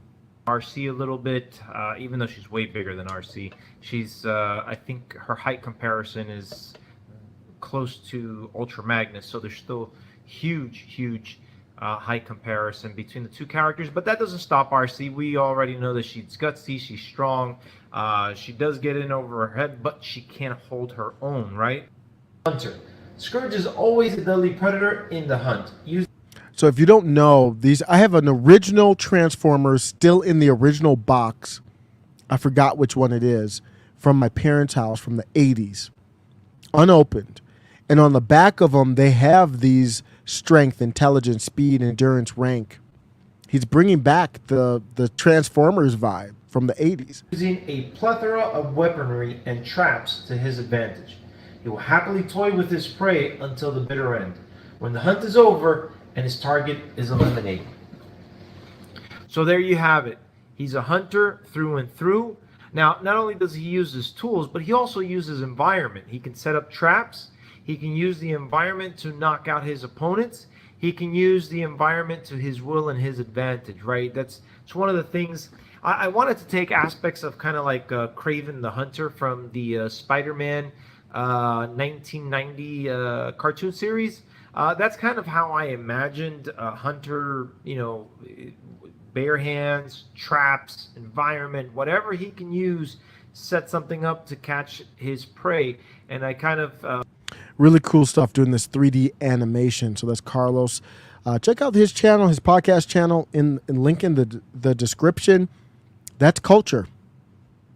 That's more powerful than anything you'll hear anybody talk about politics. They finally found Saddam's WMDs, the freak says. Metalopoly says, oh man, I didn't know you were on live. Yeah, I'm just pop up live, just chilling, hanging out. Hopefully everybody's going to have a good weekend, having a good Friday. I don't know what we got planned this weekend. I don't know, man. I just got to do a lot of house stuff, chores. My grass looks terrible. It's nothing. Got all these weeds in the grass. I'm going to have to get a landscaper out here.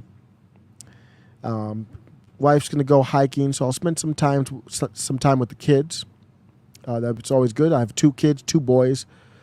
One's almost 6. One is 3. So first grade, big deal. His first grade teacher is new, just out of college. I've resigned to the fact that they are going to have some woke. You can't avoid wokeism in school if you're going to send your kids to private school or public school, even private school. The only time you could avoid wokeness is homeschooling. If you take them anywhere outside the house, that's a possibility. Anybody fresh out of college is going to be woke, and I could see the signs, but no red flags as of right. I'm not going to assume anything as long as he's learning what he needs to learn. If he's not, then we'll make adjustments, but you can't hide him from, and I don't know what to call woke, whatever you want to call this religion that's infecting the world like a parasite. This death cult. Dismembering children and really dark stuff from this death cult controlled by the globalists and powerful. Can't hide him from it.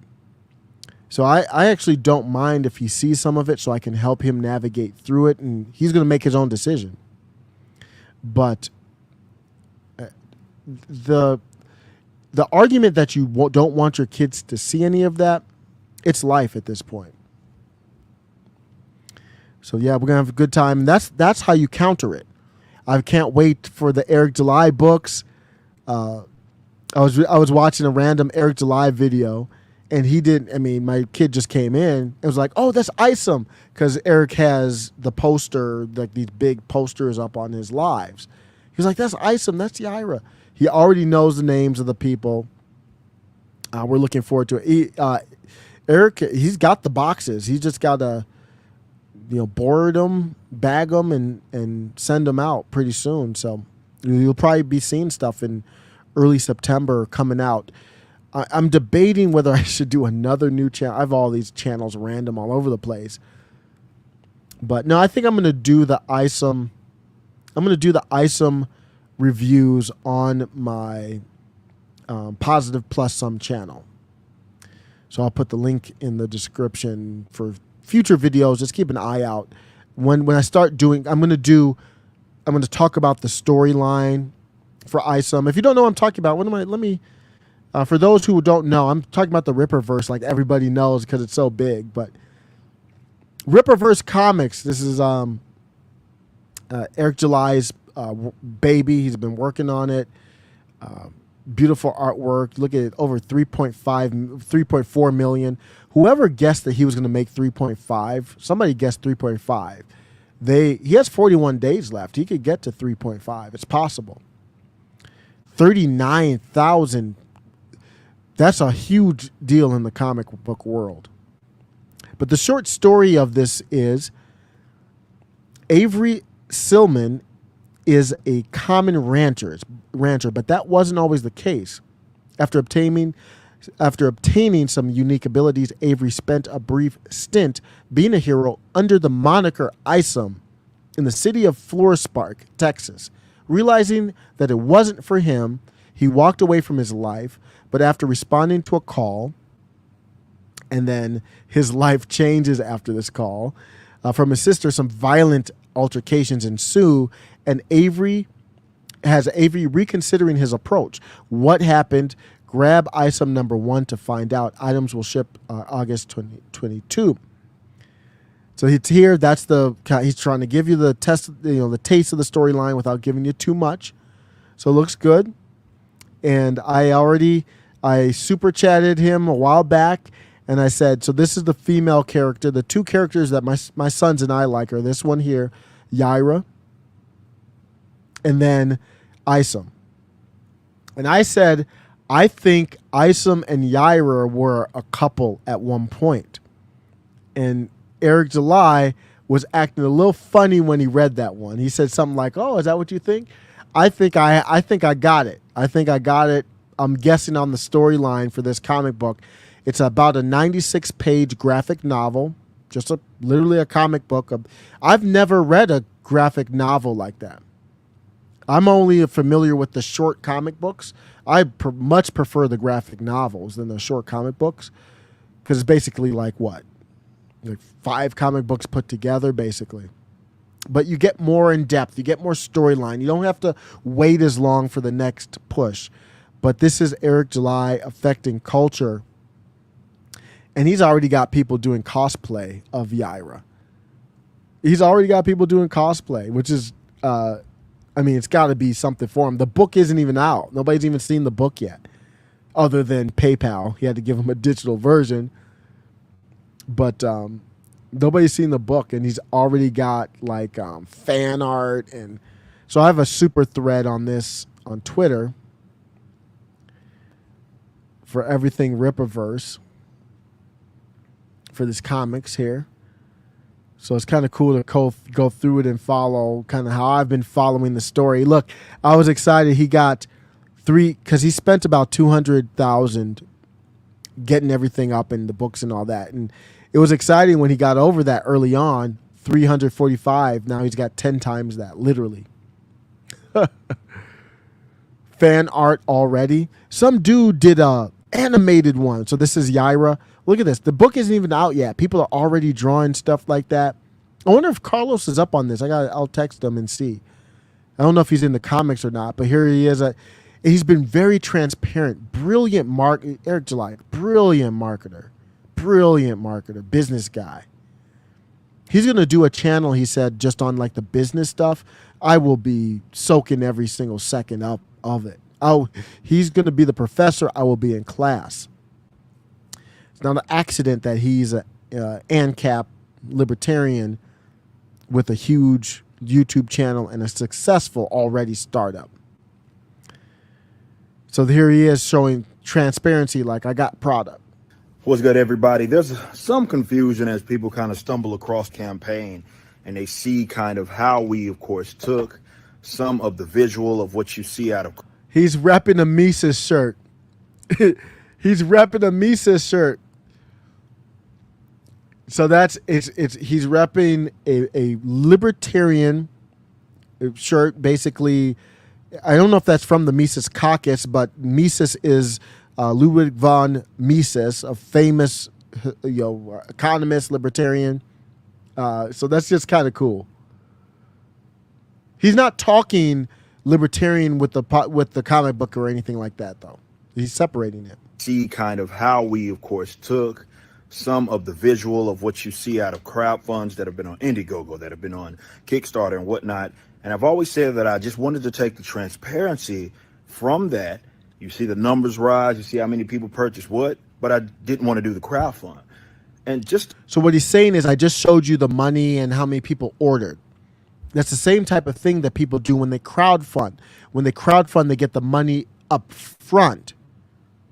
Then they do because like, say I don't have $200K to do a comic book and do it like how Eric July did it. So I would say, hey, I'm going to do this comic book. You guys want to fund it? Okay, great. Let me show you. Our goal is to reach 200K. If I get 200K, I can do it, and then I'll launch it. And then, but Eric July is like, I'm going to do that same transparency, but I already put the money up front. I just want to be transparent. Brilliant. To show you guys kind of what we're dealing with and how we're able to get the items out prior to the close of the actual campaign, just as it's ending, because most of the product is already here. That's the investment. That was part of the investment. So as you see right here, as we're in our warehouse, we have all of these posters, you know what I'm saying, that are... Two of those posters are for two of my sons. I had to go back to the site and order multiple times, so I probably spent more with shipping and all that. But because at first I was just going to get 2 books, and then I was like, okay, let me get 2 posters as well. Here, we even put some over here on our rack. We already have, looking down at here, concept art book.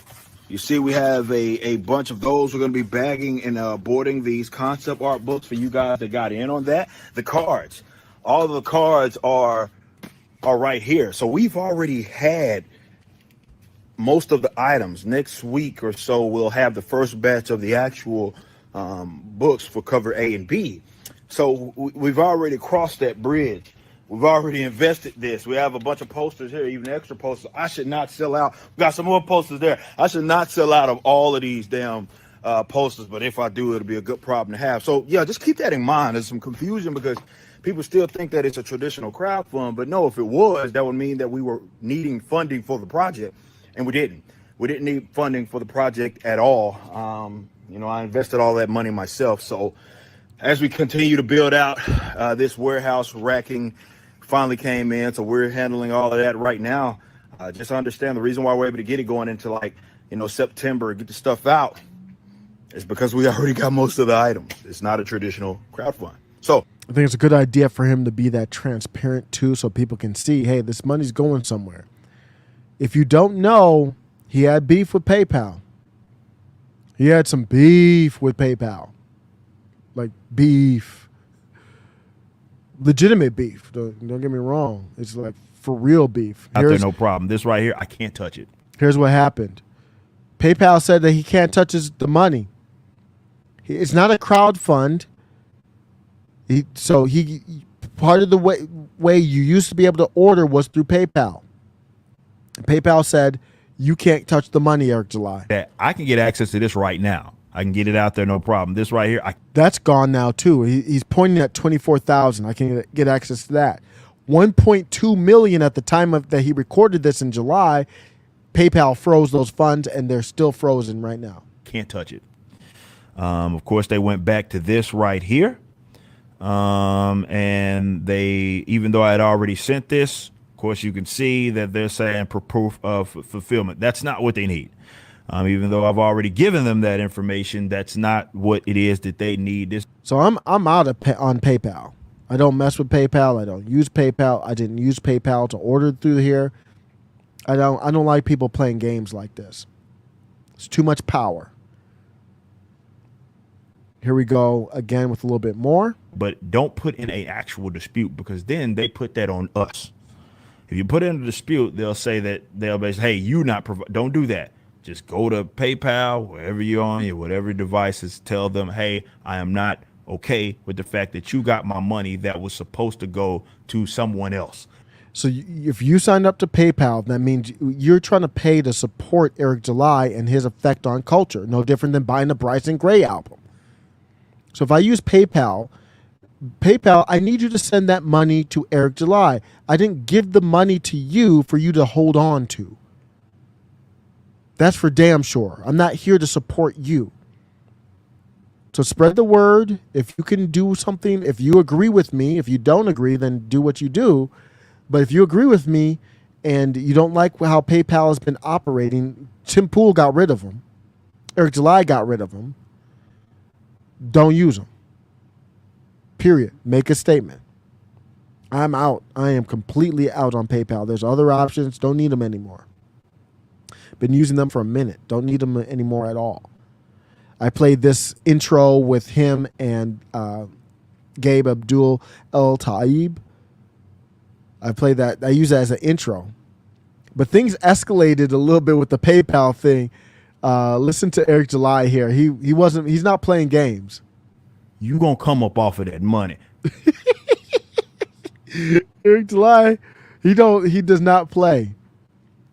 His message to PayPal, you're gonna come up off that money. You gonna come up off of that money, regardless. That's a drop. He just has that delivery. That's a drop. I'm gonna have to clip that. I have to remember to clip that, because I'm sure we talk about end the Fed. For the Federal, I have a message for you. End the Fed, the Federal Reserve. You know what? You gonna come up off of that money, regardless. Steve Bannon said, "You gonna come up off of that money, regardless." They had you. They brought so Eric July. His background is he came up with kind of a rough background, messing around with people doing the wrong things, the gangs or whatever. They made him get back to his roots for a second. Eric July is like, PayPal. You gonna come up off of that money, regardless. If you know how the interest that they're collecting, even with how they do their loans and everything, like that money's sitting there. They have access to it. And if you don't think they're making money off it, even if they held it for a month, you're crazy. They're, of course, going to make money. And that's money that people gave to give to him, to Eric July, for him to put in the bank and make interest on or whatever. Now, it's only a month. It's not going to be that much interest. But it's for him to do whatever he needs to do with it. And I trust that he will flip this. Whatever the that's revenue. It's not profit, but whatever the profit is, he's hiring new people to get more efficient, to do different things, to get a better campaign. Man, who knows? In 5 years, this dude could have an animated series, or 10 years, he could have an animated series and a movie or some stuff. Off of that, and this is why we're starting to get answers. You know why? They underestimated what we are going to do here. PayPal's screwed right now, in that if they didn't think I was going to get lawyers involved, they out of their minds. And I don't think they actually did. The way they were talking to me, I don't think they actually considered that. This is why I remember mentioning that. I said, hey, y'all got basically to the end of the week, and we can resolve this behind the scenes. I'm even willing to let you hold a little bit of that money, but you're going to have to come up off a lot of it. But let's resolve it without getting messy. It wasn't until I mentioned that where I got wait, until when? Yeah, exactly. I will go there. If you wouldn't think I wouldn't plan to go there. If you thought, oh, well, you're just going to have to wait till, no, ain't nobody waiting till nothing. Why is it that all the other processors, we ain't got no problems, but we got problems out of y'all? And because of how your business is structured and how you make money is structured, we know you making money off of that 1.2 million that you're just sitting on that won't allow us to have access to it. You going to come up off of that money regardless. And what's to have access to it? You gonna come up off of that money regardless. And that's where we're at now. And that it's not there yet. But that I now that they know that okay, I'm telling you, all this, well, you gotta understand, we're looking out for ourselves. I ain't trying to hear none of that. You're looking out for yourself. Guess who also looking out for himself? I am. You gonna come up off of that money regardless. You might hear that 1 or 1 million times on this channel going forward just to prepare you. That's my dude. Yeah, sign up to Ray. I didn't even give Ray. Sign up to Ray Studios channel. I'm going to clip up I got to get to it. I still haven't even clipped up Rivers from way back. But I got to clip up the channel and the interview into smaller segments and then put a link to Ray's channel on it. But that's Eric July. Looking forward to what young Ripa is going to be doing. I'm going to end on this. I really like this Twitter account. This I Love History Twitter account. It's awesome. It's just a really awesome account. Look at this. And I didn't like history much. I followed it and did okay with it because it was black or white. Things in school that were like either it's right or wrong, I did well with. Like writing and English, I didn't do as well with. But history, man, I like watching some history stuff now. This is from a Twitter account. They're clipping these videos. It's called I Love History. This is pre-World War II footage of a smoke curtain used to hide ships during a naval battle being deployed. Very interesting stuff. If you're just listening, it's like a curtain of smoke, like thick, opaque, white smoke in the middle of an ocean. It almost looks surreal. And it's like a wall. I mean, there's a plane that's kind of dropping the smoke. I don't know what the substance is, but the smoke looks like a wall. Almost looks like the line. Did you see that line that came out? It's the New Living. I don't think I even did a story on that. New Age Living, the line type of thing. I'll look that up. I gotta talk about that. It's really cool. Well, in a dystopian way but it's actually very cool technology wise, but it's very dystopian. But I'll get to that in a second. I love history, and then you just go through and you can spend days, man, just going through this type of stuff. Close up of a coffee machine at a Horn and Hardit Automat Cafeteria, New York, in 1964. Just 2 nickels for a cup of coffee. Inflation's crazy, ain't it? This was the smoke cloud. 1 Times Square under construction, New York City, 1903. There's a cool special effects one coming up here too. Ronald Reagan telling Frank Sinatra, "Stop dancing with my wife."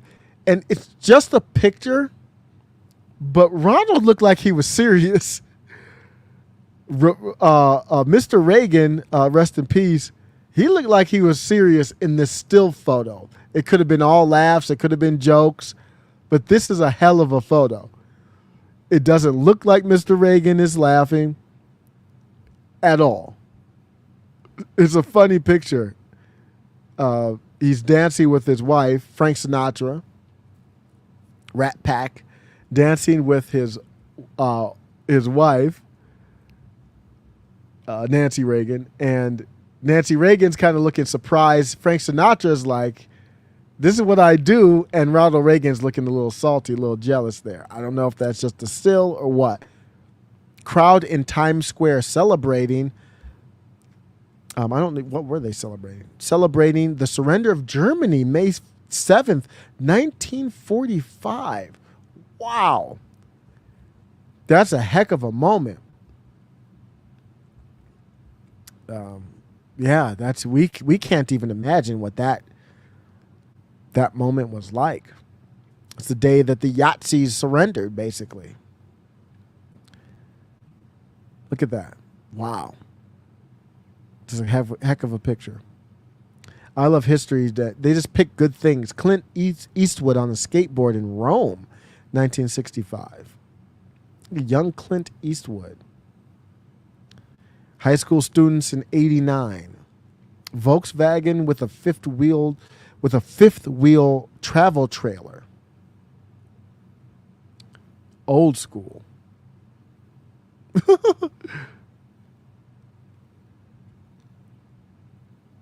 So that's what I mean. The channel could also be named like Old School, basically. This is a cool picture from 81. This is a dope picture. Subway, New York Subway, New York Subway in 1981. This one is funny. Inflatable decoy vehicles used in World War II. They look real, but obviously they're inflated like balloons.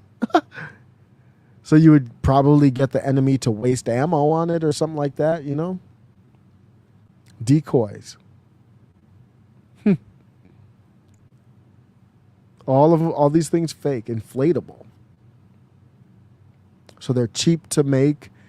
And, well, I wouldn't want to put them on like a costume because somebody would probably shoot them down.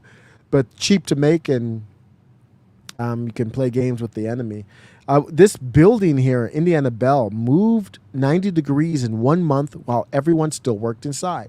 The last one I want to do is the special. Well, this is kind of cool. Strong, sturdy, with a will of its own. The Model T off-roading.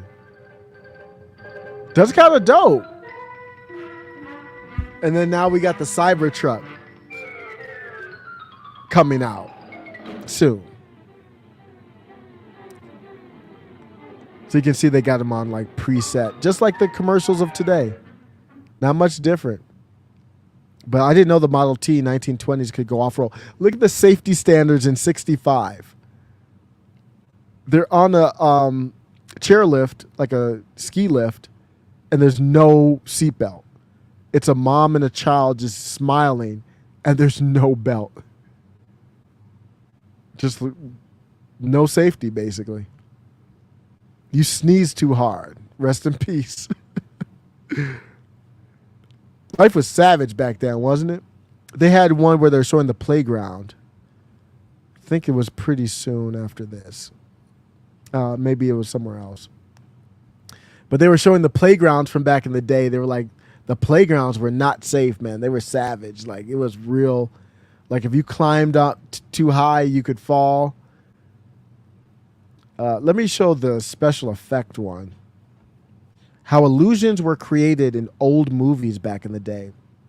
Then I'll end on the line living situation. So if you're just listening, it's a person climbing up on a clock and it looks like they're like 5 stories high or something like that, or maybe even 10. Well, they are. They're on the roof of a building.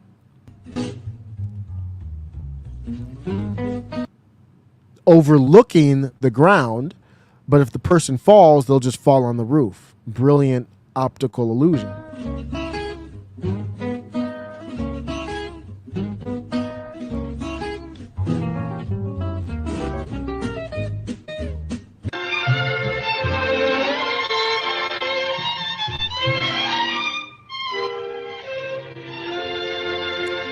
So it looks like they're on the edge, but no, they're not going to fall off the edge. Someone looks like they're roller skating.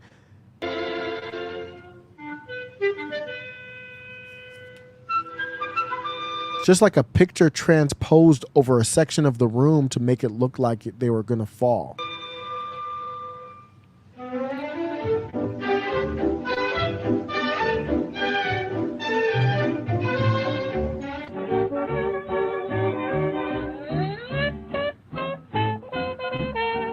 That one's easy to tell. It's two eyes going all over the place that the video split.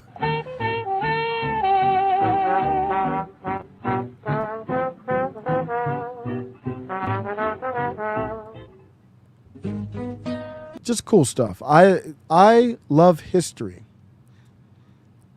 This is history right here. The line. Whoa. I can't believe did I not do a video on this? I mean, this is crazy if I've not done a video. I really think I haven't. So the line is, I basically describe it as a fancy projects. So let me go ahead and share. Hey Ryan, thanks for stopping by. I'm going to end here soon. This is gonna be the last one. The line here is basically a fancy projects.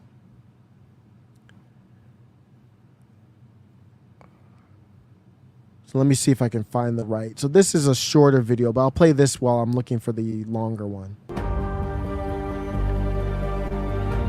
The wonder of clean air. A city with no cars.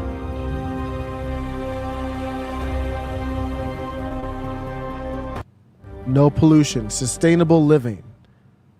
So basically what they're going to do is, that's not a good one because that's shorter. I want to find the longer one. So basically what they're going to do is be able to pack people into a small area like sardines. And it's going to be called the line, and they're going to be able to control the ecosystem with everybody packed in there. So let's take a look at this here. And I think they're looking at, is it Saudi Arabia is what I'm seeing here?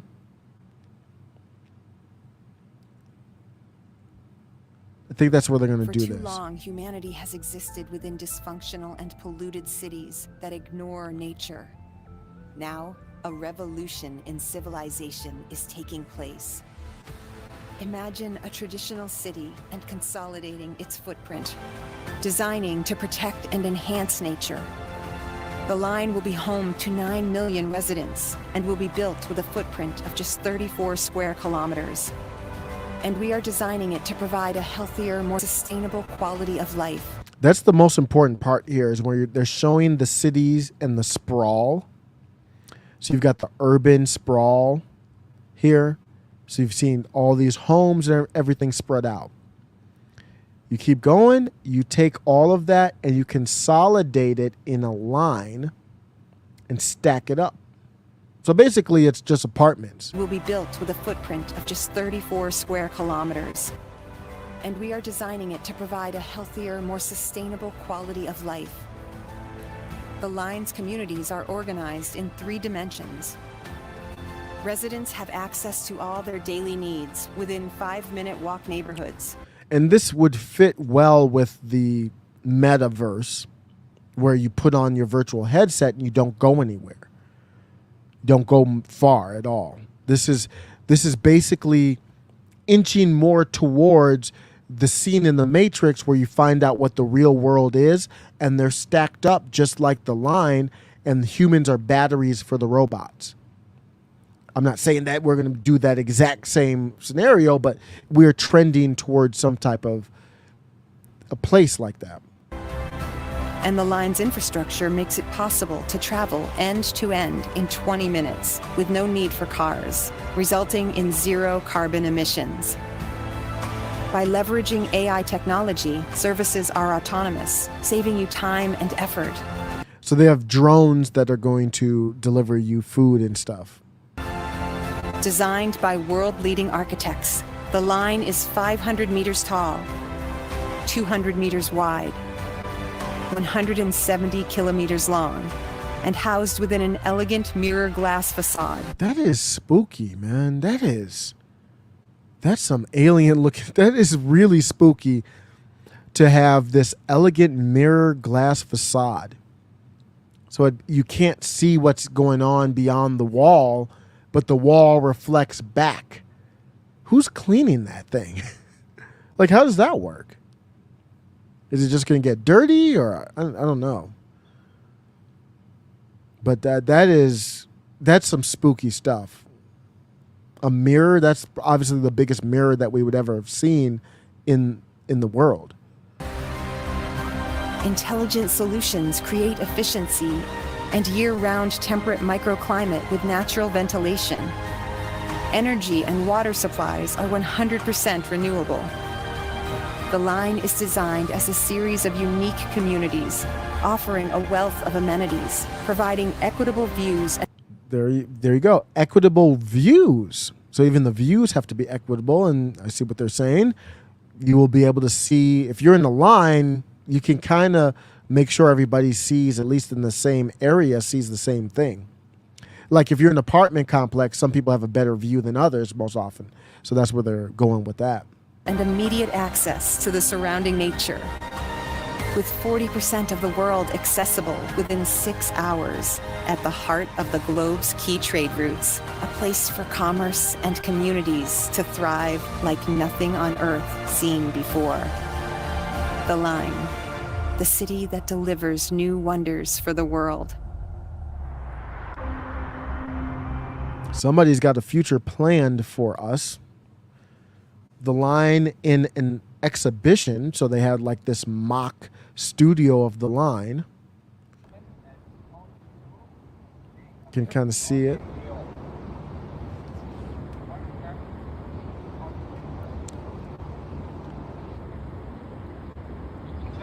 I mean, it's just project housing. That's all it is. Smart design, looks good. You can control the ecosystem, but it's just a fancy projects and nothing more than that. I don't know why they talked about the nature outside of it, because it doesn't look like you'll be able to go outside of it. Like that's where you are. That's where you live. I don't know. They didn't look like there was much room for, like, I don't know, touching grass. I mean, they had the plants in there, but I mean, what if I want to bend down and, touch grass and like play a little bit of soccer or catch with my son or something? I don't know. Maybe there's a little carve out in the line for that. Maybe that's what everybody who's not in the line will be doing. Do you think Bill Gates would be in the line, hypothetically? Nah, he'll be outside the line doing eating steak. In the line, you'll probably have crickets delivered to you via drone. Outside of the line, you'll have Nancy Pelosi, Paul Pelosi, and those types. They'll be eating steak. You'll be eating crickets. I don't know. Put some hot sauce on them. It'll probably be all right. Yep. I think it's supposed to be in Saudi Arabia, man. That's one of the craziest things. Every day I go on Twitter and I look at something, I'm like, that's the craziest thing I've ever seen in my life. That is one of the craziest things I've ever seen. It's a brilliant idea. But it's not like a optimism. I don't get a good, warm and fuzzy feeling from it. Let's just say that. I don't get that warm. I don't get the warm and cozies from it, to say the least. All right, so I'll be out. We'll see. I might be able to do another live tomorrow. And this channel right now, I'm doing a lot of lives, and I'm supposed to be clipping stuff for the Clips channel, so I'll be looking at that. It's just very time consuming, but I will be doing more of that. I think that's all that's on my mind tonight. What's Ray talking about? Well, that day that I'm forced to plug into the metaverse, I'm buying a tent and moving down by the river. Ray, I would support your adventure. I'm not as big of a fan as the metaverse as I am with transhumanism, but they're both the same. If you put a chip in the brain, then you can go into the metaverse you don't need the goggles anymore. I'll just say this, Ray. I don't think I didn't get the impression that it's going to be optional whether you're in the fancy projects called The Line. Let's just say that. They didn't talk about policing or safety like in that clip at least. But my impression is that it ain't optional. If you want to be outside the line, then you're probably going to have some paper. Like what I mean, like the families type paper. Or you're going to be in the, or they'll try to get you. So you have to go run and hide from the authorities. Starting out in the Middle East, it looks like, but shoot. I missed all the FBI hate. Did we have FBI? We did have a little bit of FBI hate, but it was more talking about the populist left and right and getting together and agreeing on it. Obviously, I don't have, I don't know everybody in the FBI. It's more the institution, and the reward system for these organizations has become more and more political. It's centralized power. So Ryan, since you just came, I do have a thread where I talked about, it's not a long thread, but the FBI and centralized power. And I compared it to the defund the police. So I did talk about that a little bit. So I'll put that up here. So this is what my take is on it. So there are issues with the FBI, of course. But the issues with the FBI are completely different than issues with local police. You hear a defund the police. You hear that a lot. Defund the police, defund the police, defund the police. That doesn't have anything to do with the FBI. And I think people on the left are trying to say, well, we've been saying defund the police for a long time. They also have been saying defund the FBI too, but the defund the police is separate. The FBI is just representative of centralized federal government power. That's what that is. It's only there because the states gave the federal government power, and then the federal government created the FBI. So it's only there because of the states. If you're going to police, I always think of Kearney or Kearney, I believe it's called Kearney, Nebraska. This is where the sandhill cranes migrate. Policing issues at the local level in Kearney, Nebraska are different than Manhattan.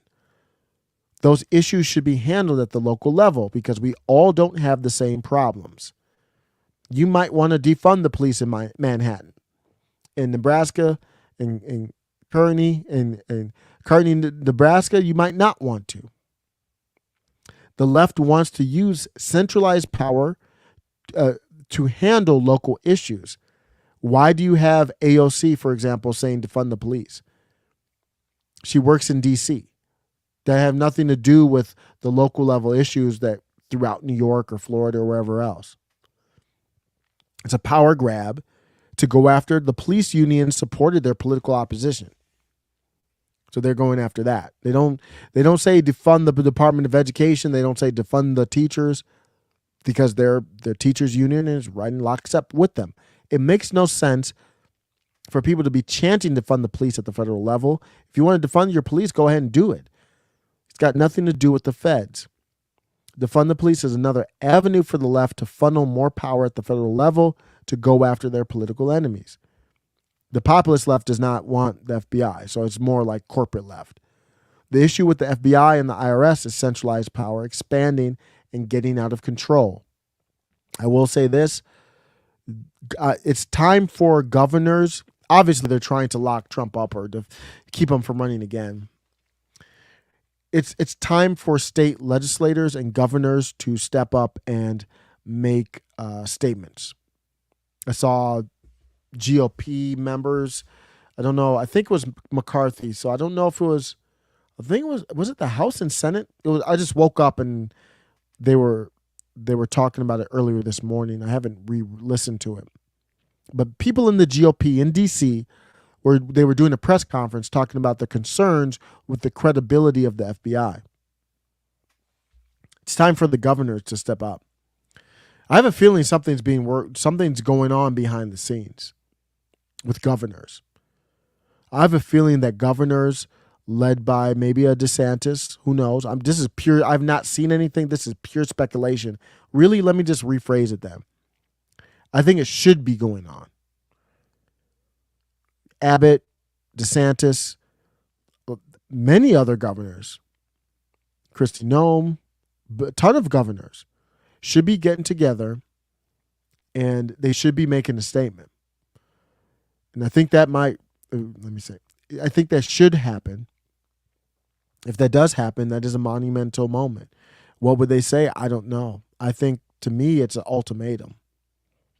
Something ain't right. I don't know what the ultimatum is, but it's going to have to be step by step. I think the first thing is, here's the transparency that we need. Here's the deadline. If that's not met, then it's peace. For me, it's peaceful. I mean, it is a demand, but the feds are going to have to get up out of this state. So I'll give you a little bit of time to move the offices out. The Capitol Police offices. I did a video about that a while back. Capitol Police, the DC Capitol Police. They have field offices all over the place. Some in Florida.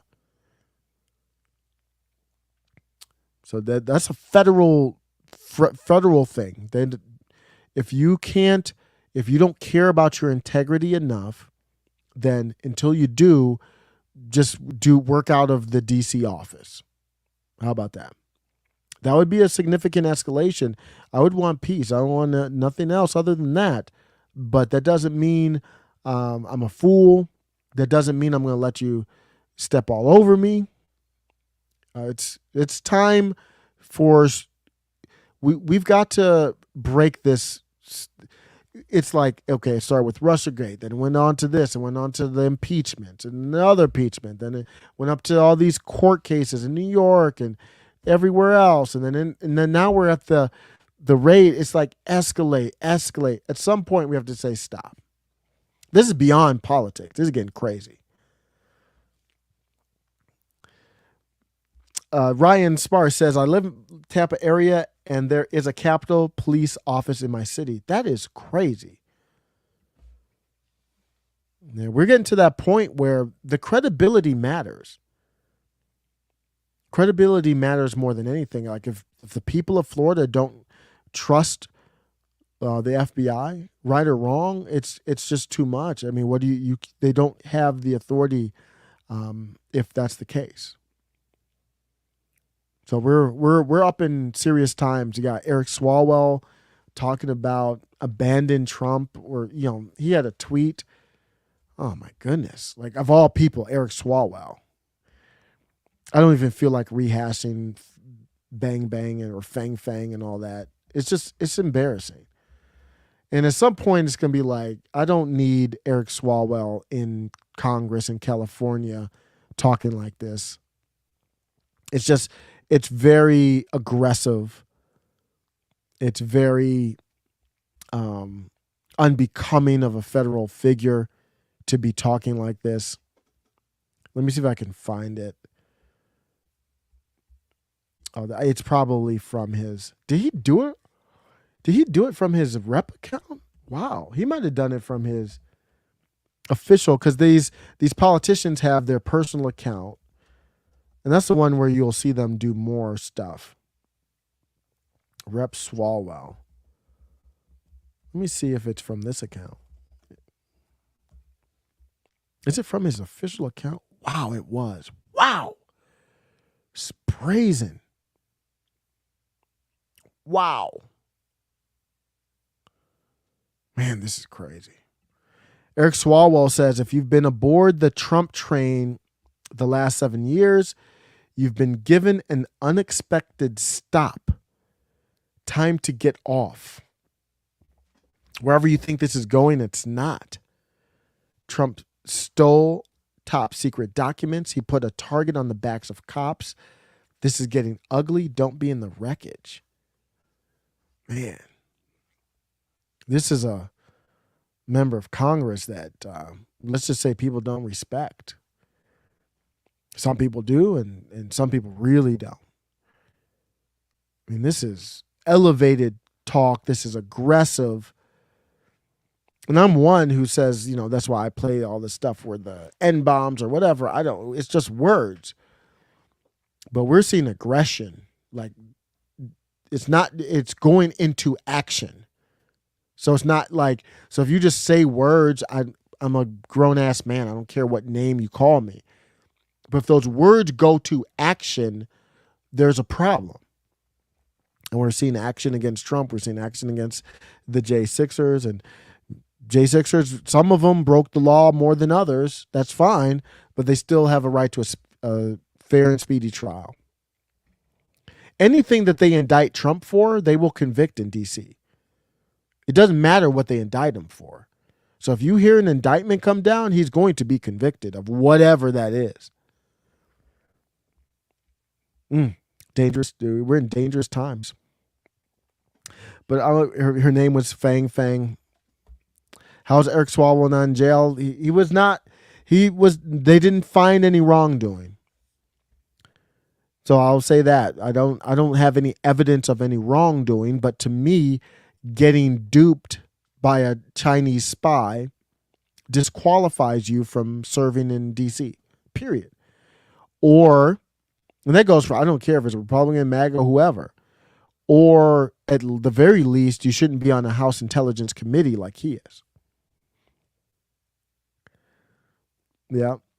How long, Metalopoly says, how long before we get to the re-education camp stage of our newly formed Banana Republic? And I think we've kind of been there.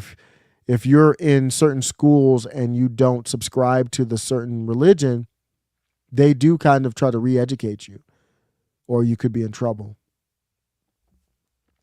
Ryan Spar says, I heard Postal say on Tim Pool that Merrick Garland will be removed from power. I listened to basically that whole show. I didn't hear that part. I'm trying to think if I missed that. Yeah, I didn't. Maybe I missed that section. So he said Merrick Garland will be removed from power. By who? I don't see that. Maybe I'm missing something. Metalopoly says our rights are being eroded, but all most people care about is the Marvel movie. I think most people, so what's happening is the people who are engaged and agree with the people in power right now are fine. They have nothing to worry about as long as they keep agreeing with the people in power. Most people are walking around and they know something crazy is going on. They know something wild is going on. I forgot what it was. I told my wife today and she's like, wow, damn, what was it? Damn, I forgot what it was. It was something that we would know in the chat, like no big deal. And she was like, whoa, what was that? What happened? So you're walking around, you don't really want to get engaged, you're not engaged, so they're not going to care. So you're going to see the majority of people are not going to care. That doesn't mean the majority of people agree with what's happening, but most people just want to enjoy, whatever. So I haven't watched many non-political TV shows in a while, man. I'm listening to podcasts, books, reading books, audiobooks. I don't even know what's the last show. I was watching a little bit of Game of Thrones again for like the 5th time, but not a lot. Yeah, ignorance. We do not have the luxury of being ignorant. They are being ignorant, but we don't have the luxury. And you got to wake them up slowly. With my wife, I'm taking my time, picking my spots. Oh, Ryan Smar says, okay. Yeah, that's not going to go anywhere. Yeah, I saw that. We did talk about that earlier briefly, that Merrick Garland is being impeached by MTG. I'm not really for it, actually, because say you impeached him. The cabal doesn't care. They'll just replace him with another Merrick Garland who would be happy to see Merrick Garland impeached because it would be their turn. Probably pick some black woman or something. They just like they did with Supreme Court judge, say, we want to make sure we get this identity for the group, and then pick that person. You just replace him with another one. So I'm not really excited about that. It's more abolish the DOJ, end the Fed, that type of stuff would excite me a lot more. I think Biden was not informed on the situation. I think Merrick Garland went rogue. I don't think that's possible. I think Biden's not informed in. I don't know. He doesn't seem like he knows about anything. I think he's gone. Like, I think he's really, really gone. I don't know how he's hanging in there on these video calls and all that. But okay, say he's there enough to understand. I think his staff knew. There's no way. He learned a little bit of, at least from president, because he's obviously been a public servant way longer than Obama. But I think he did learn from Obama knew everything. Didn't admit to everything, but he knew everything. So I think Biden's people knew for sure.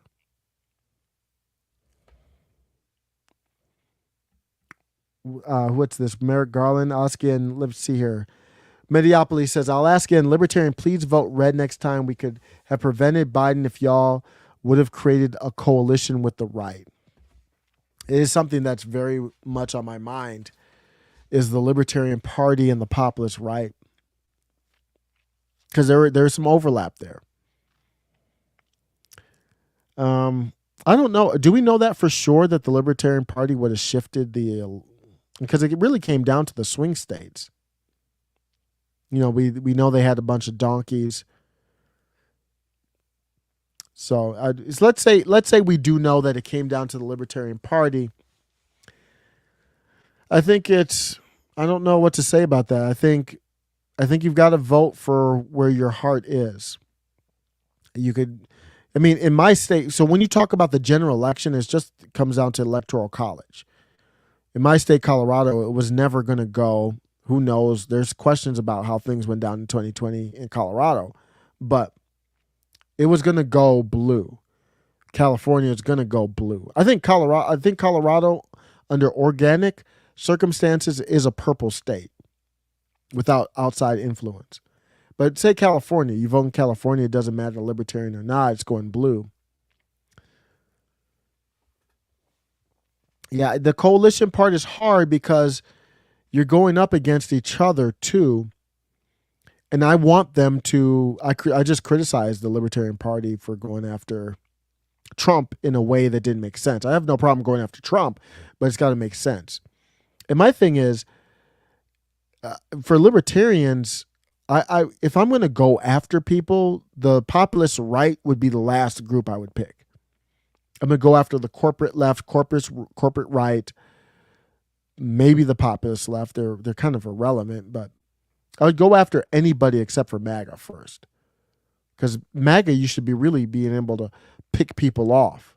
I think the libertarian strategy for MAGA is to say, there's some things we agree with on MAGA, and now you're at a fork in the road where you have to choose liberty or you have to choose being as authoritarian as they are.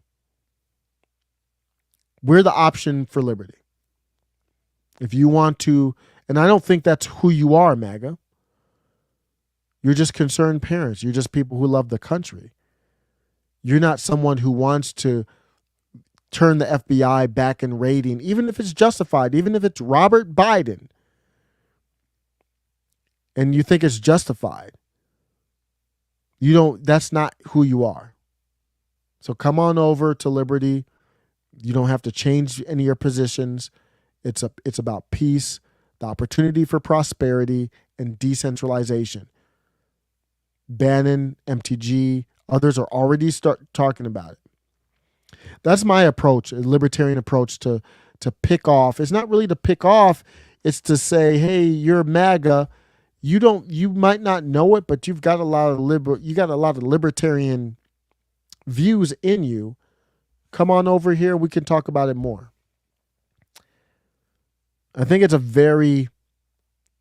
how the Libertarian Party handles the populist right is a very important issue going forward. Because I would want to challenge MAGA, but still be respectful to MAGA. Jo Jorgensen was awful, and she was part of the reason why people like her, why I never liked the Libertarian Party. She was awful. She was the one. She tweeted, a staffer tweeted, it's not good enough to not be racist. You got to be anti-racist type of stuff. That's pure authoritarian discussion. How beautiful would it be for Trump to pick a libertarian VP? Do you think DeSantis is libertarian or libertarianish?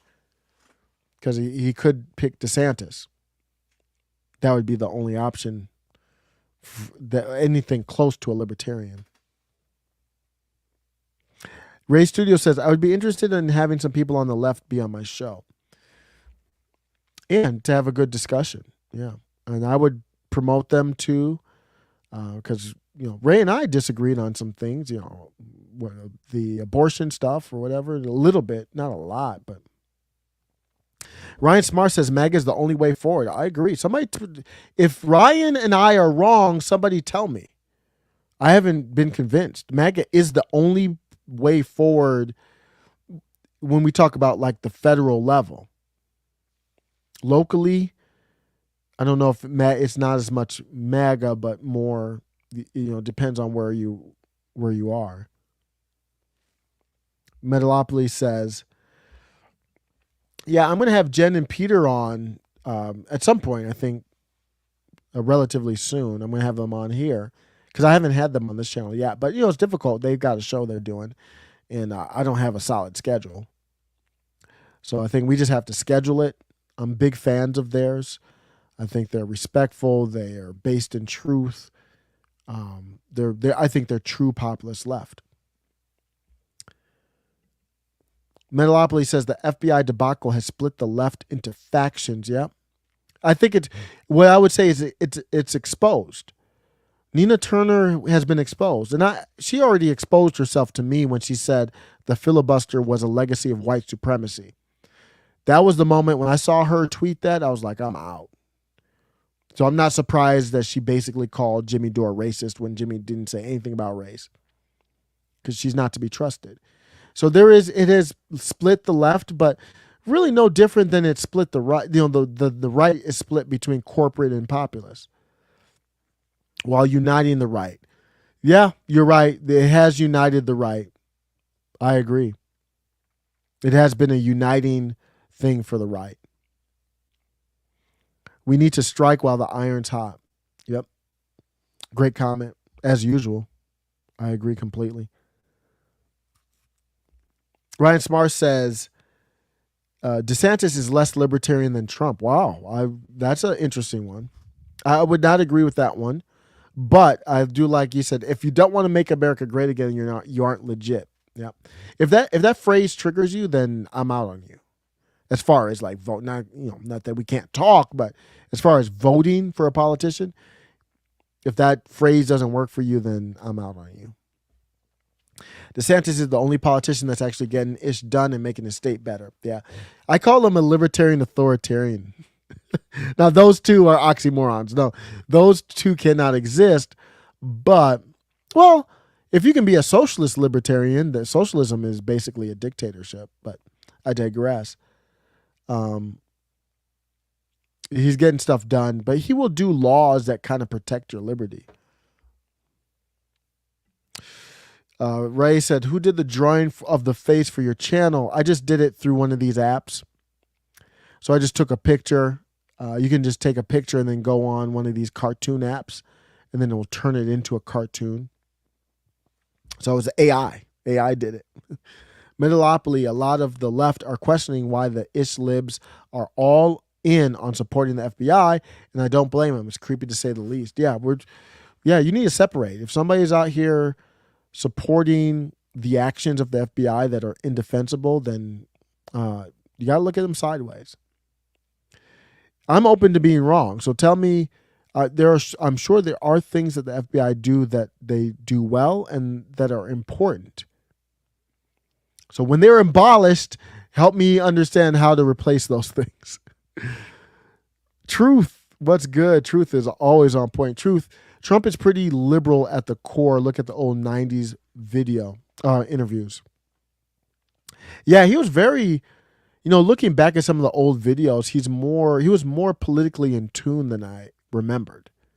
I never remember thinking about him as a politician or anything like that.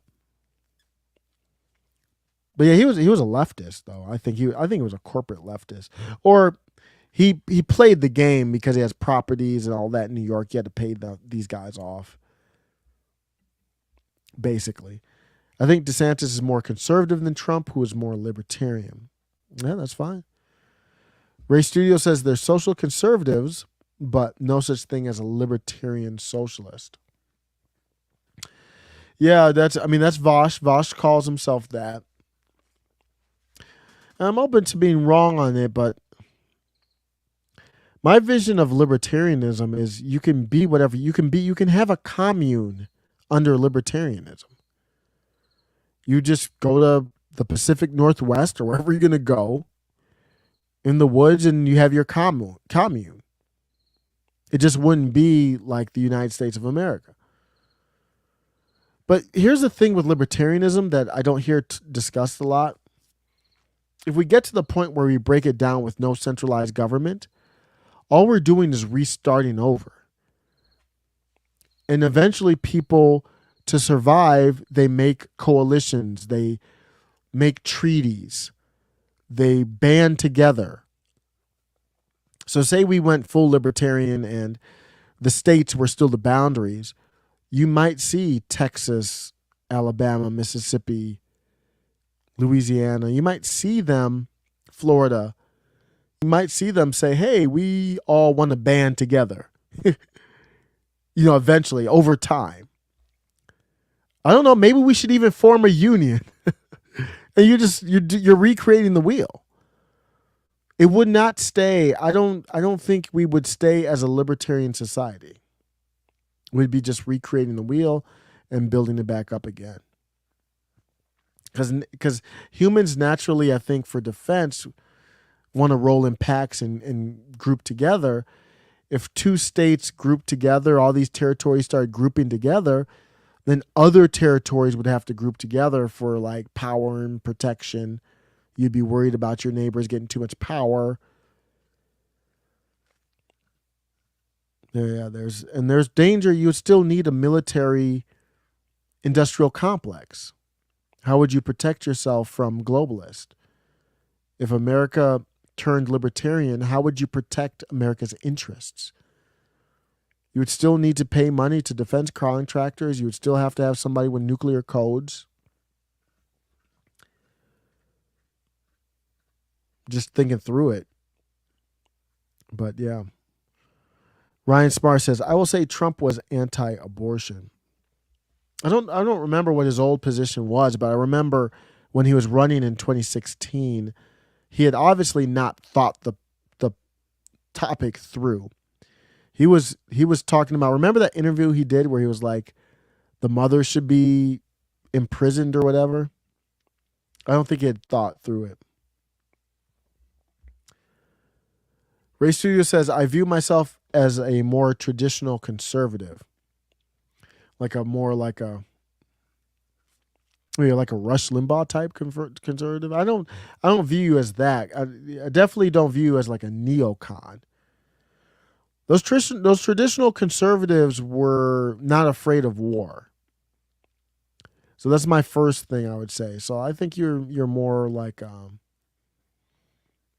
I would say you're kind of like a Alex Jones type conservative. Is Alex Jones conservative? I would say he's conservative. I don't call myself conservative because it's a very strong label to have to live up to. I don't like to have to live up to a label. I just do whatever I want to do. Metalopoly, there are still some classic liberals out there. Oh yeah, Bill Maher. We were just talking about that. Bill Maher, Joe Rogan. I think Elon Musk. Oh yeah, they're still out there. They're considered right wing now, but they're really still just classic liberals. Naomi Wolf was just on with Tim Pool. Great show. Naomi Wolf is just outstanding. I think so highly of Dr. Naomi Wolf.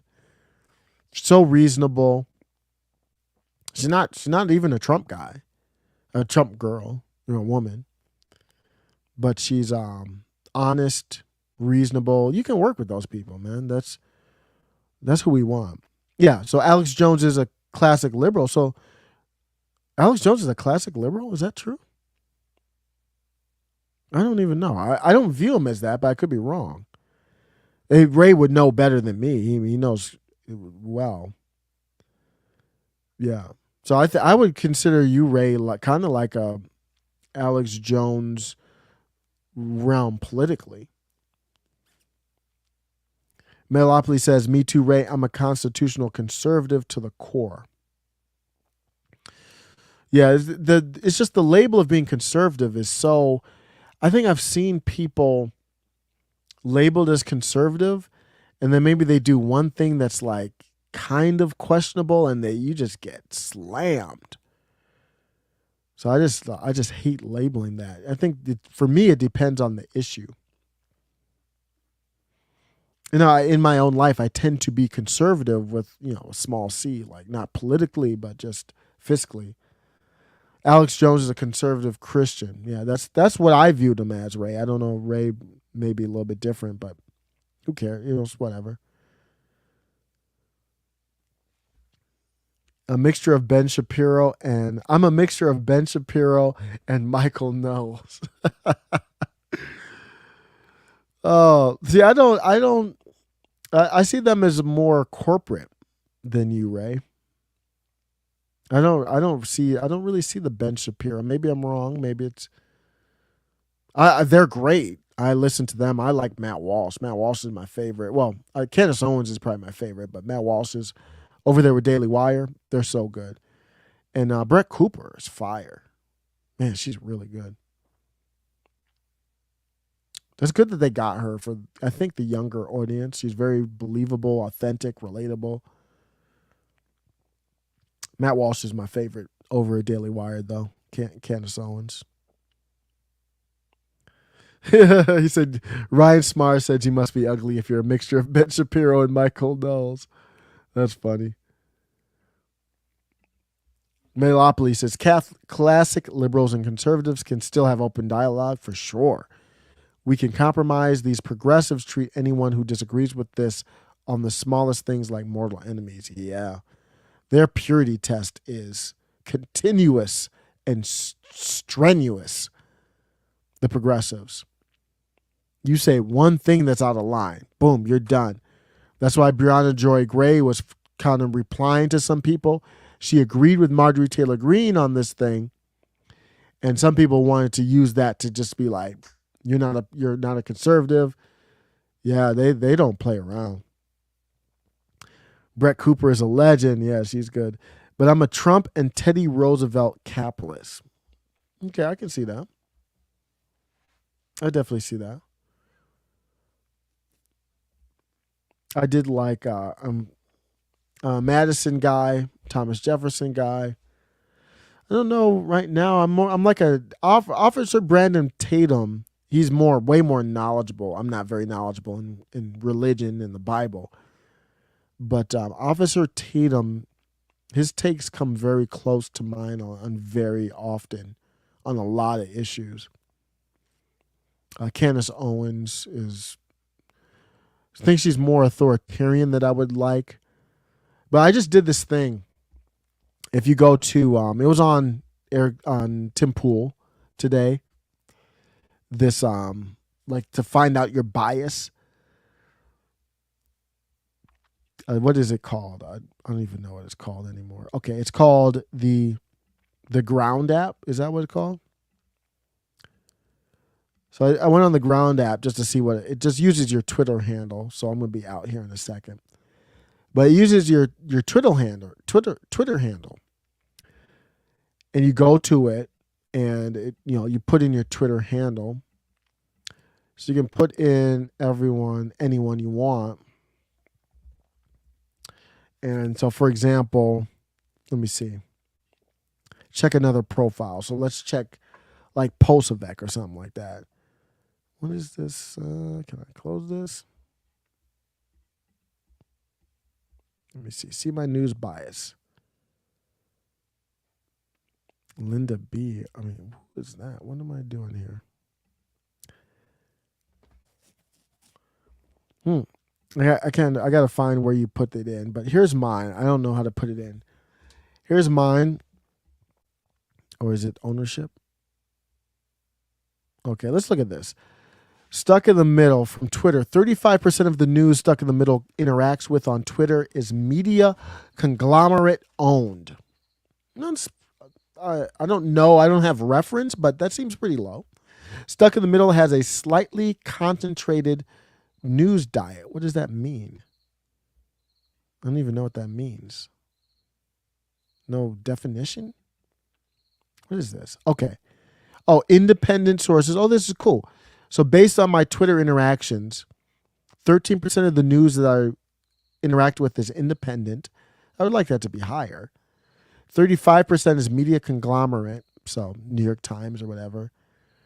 Wealthy private owners is 22%, so 57% is owned by corporate interests. Private equity, 16%.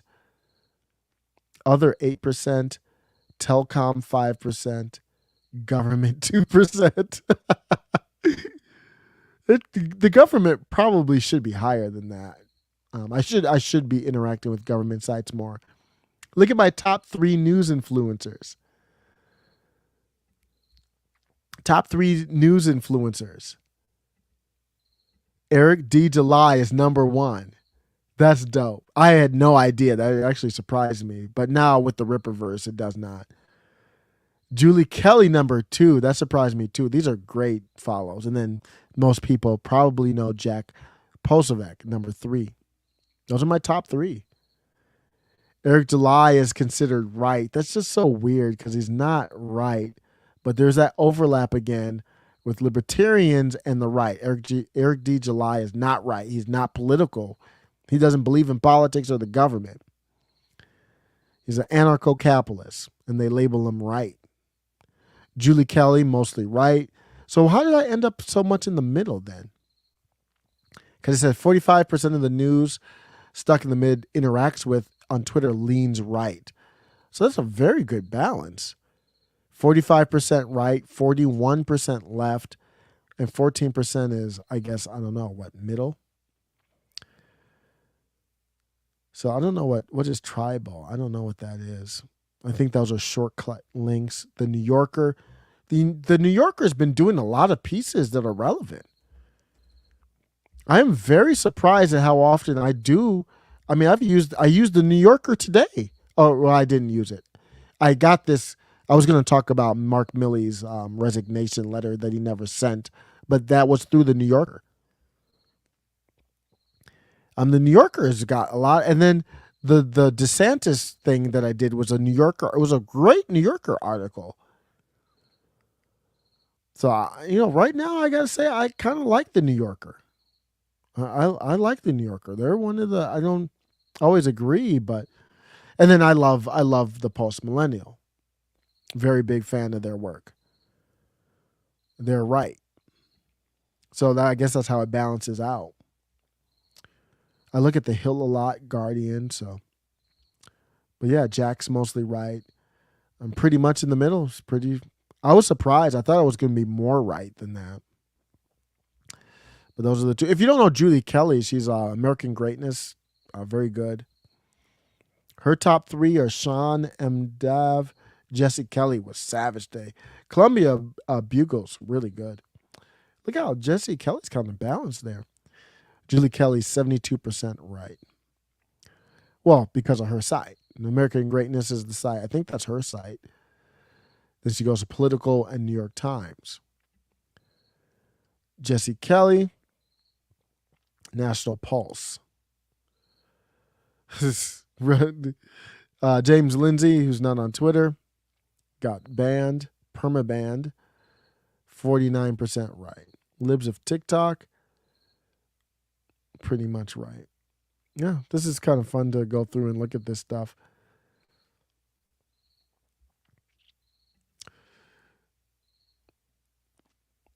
Oh, man, I got the crickets back. You might hear in the background crickets. Oh, no. Not again, the crickets.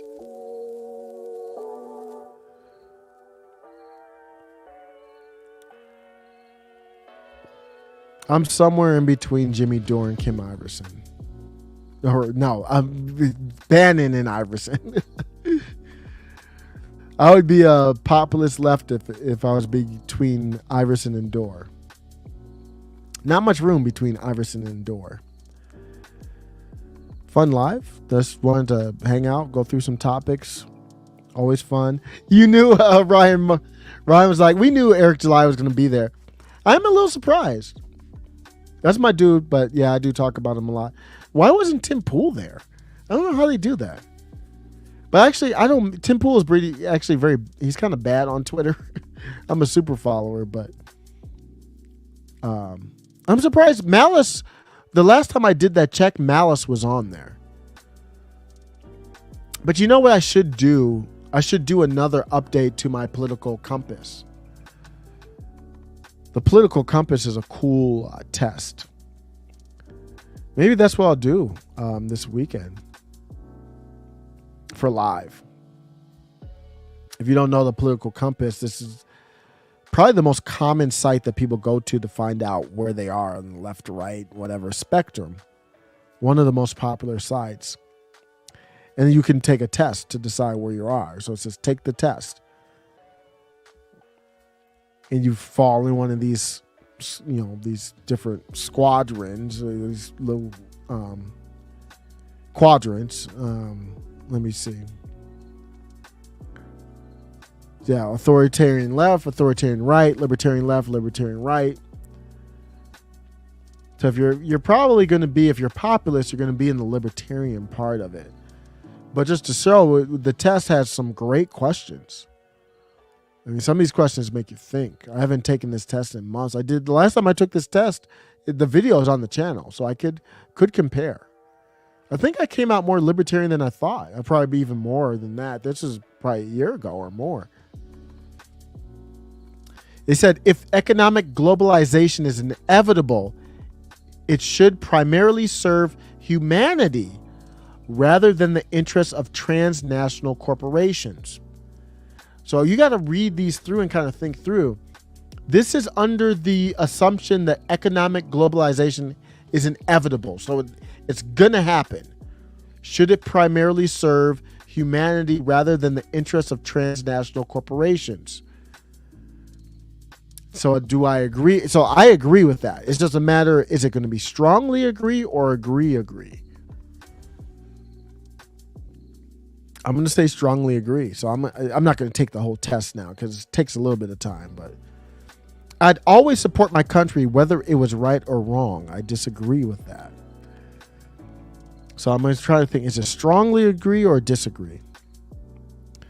And what does it really mean to support your country? So to me, I'm interpreting that as I would always support my government whether it was right or wrong. I don't know what that means. These can be tough. I'm overthinking it. Now I'm like, does that mean, obviously I'm not going to support them on the issue that they're wrong, but I might still support my government. Like right now, I actually support my government now. So I'm just going to put disagree. No one chooses their country of birth, so it's foolish to be proud of it. That's a no-brainer. I strongly disagree with that. So they're trying to find out, are you a nationalist or not? Our race has many superior qualities compared to other races. What is that about? Our race? I don't even know what that means. Strongly disagree. The enemy of my enemy is my friend. That is a damn good question. That is a damn good question. I have to think about that one, man. That is, the enemy of my enemy is my friend. So you know what? Let me hold off and do that. I'm too tired now. They're making me think too much right now. Yeah, this is the Twitter. I was showing the Twitter thing, Ryan. Melopoly says, anarchy won't work just like socialism and assumes that people are all angels. It'll never work. I don't think so for anarchists, they believe in peace, but they believe in strong self-defense. So it would be the wild, wild west to them in a certain way. So everybody would be packing and they would have security, or you would have security guards with you packing. And I think their argument is everybody would be packing so nobody would be fooling. You wouldn't see as much as what you would see, I'm not an expert in the ANCAP stuff, but it wouldn't be ANCAP for long because people are going to form coalitions. That coalition will become an entity. That entity will become a state. That state will hire contractors and businesses, and it would become a power. I mean, it would just come right back up to big cities and government. It's intending to bring out a racist response. Oh, really? When did nationalists become a bad thing? When the left wanted it to be? That's the answer to that one. Because the interest controlling this religion is for globalization. You cannot have globalization with nationalism. They're the opposites. So any nationalist anywhere in the world is viewed as that's why they smeared the truckers in the Freedom Convoy. That was a peaceful nationalist movement in Canada. Very strong nationalists. You saw them with the flags and loving their country, very patriotic. That is the antithesis of globalization. That's why Justin Trudeau had to come out hard against them, call them racist and all this other stuff. Because he wants globalization. He wants to help bring it forth so he can get more power. And they were making him look bad. That's why he went overhanded. Different securities. Yeah, that's exactly what would happen. Yep. It wouldn't be police, but it would be security companies. It'd be pretty crazy, but I think for the most part, people don't want beef like that or war like that. But yeah, I'll do the political compass. Maybe I could just do a little bit. It might be boring. No, I'll do one upload or something more. Maybe I'll do it live. We'll just do it live.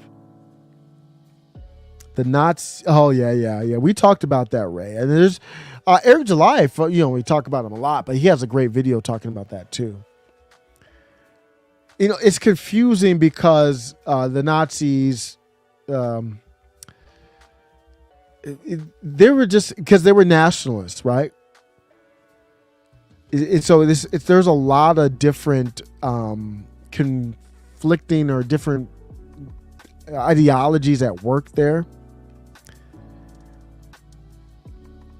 But they're literally called the National Socialist Party of Workers' Party or whatever. That's literally what they were called.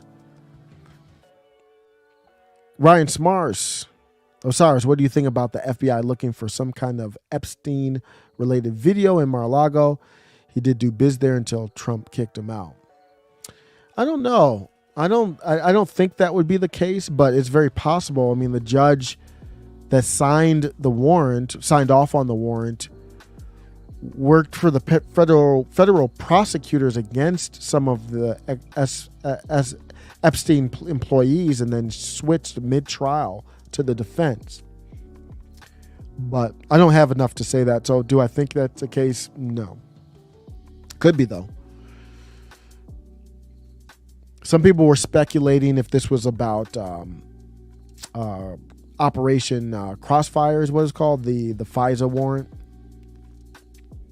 There's a lot going on. There's a lot of Hillary Clinton connections to this too. I think this could have started with lock her up. Hillary called everybody deplorables. You think she forgot that? You think Hillary Clinton forgot about the deplorables and then forgot about how she lost in 2016? She's been stewing. She wants revenge. These are not people who play games. So I don't have any proof of her being directly involved, but there are indirect involvements with Hillary Clinton all the way through this whole thing. These are not people to mess with.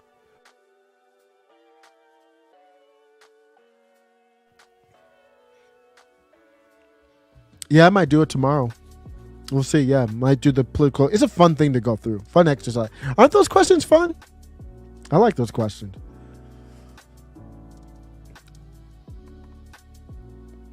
Ryan Smart says, I don't understand the hats she's putting out. That's trolling. Oh, that's a troll job. What What did they but her emails? The but her email hats. She tweeted the day after of the day after, I believe it was the day after the raid. She tweeted the but her emails hats, and she had done it again after something negative happened to MAGA. That's a troll job. I mean, that's like evil. Like, that's a troll job. So the but her emails came about in 2016 it was her way of saying, like, anytime something came up against Trump, it would be like but her emails. So you'd be like, Trump, well, you had this Access Hollywood tape and you're talking about grabbing women by the hoo-haws.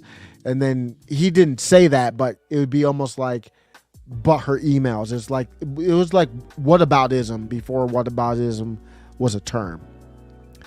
And she's funding for something. I don't know what she's running for or what that funding is for. She doesn't need any money, so I don't know.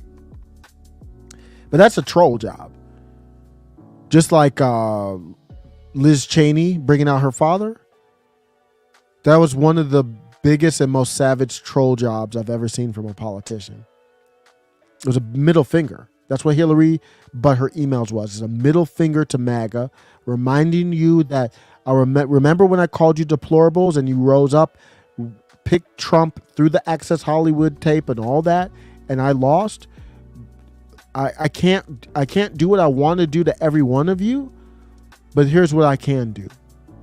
It's just my opinion, no fact. I have no proof of that. I just feel like Hillary's not the one, not one to play with. There are not many people on this earth that I would not play games with more than her. Savage.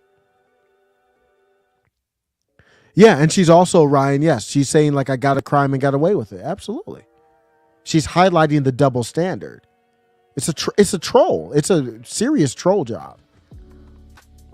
I don't know, man. We can't be trolling like this. This is too serious to be doing troll jobs. But, Trump did trolls too. Do you support lock her up? I never liked lock her up. I would never chant it. Because it's not substantive enough for me. I didn't even like build the wall because I didn't think that was substantive enough. But it's marketing. Marketing isn't substance. Marketing is, will you click this thumbnail? Yes, we can. Change. What does that mean? Obama. Change. What? Change to what? Change from what to what? Hope. It's just, and I voted for Obama twice. It's like, that's marketing. It's not substantive. So I was never a fan. Tell me what you think. I was never a fan of lock her up. That's where all this. I'm not blaming Trump. I'm not blaming Trump, but that's kind of the origin of where this troll type of thing came up. Trump said lock her up. Hillary did not like that. And then Comey came out with it was right before the election, came out with the harsh criticism. Trump ends up winning. Then Trump doesn't lock her up. He's like, oh, no, I don't want to do all that. So, but she still has egg on her face because she lost to Trump. Trump signs this law that part of the way they're going after him now is this records thing. I don't think it should apply to the president, but he signed into law. It's a felony if you I forget the exact law, if it's classified or what. If you take these documents out of DC, basically. All that's Clinton tied in. So Hillary's like, you just got your home, first president ever got raided by the FBI. But her emails.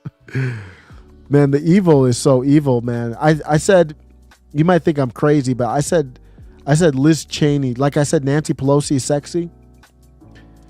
I said Liz Cheney is sexy.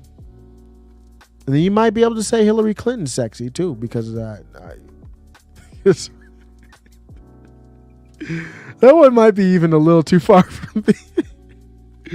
That one might even be a stretch for me. But the evilness, Let me bring up, I have a thread on that. I don't know how I get off on these tangents, but I have a thread on how Liz Cheney is sexy, and I'm making my case for it. I've talked about Nancy Pelosi. I'm not going to rehash that. But I'm saying the evilness, like this is evil stuff, man. This is evil acts to be doing troll jobs like this and calling common people deplorable. So Nancy Pelosi is sexy, and I've talked about that, multiple reasons why.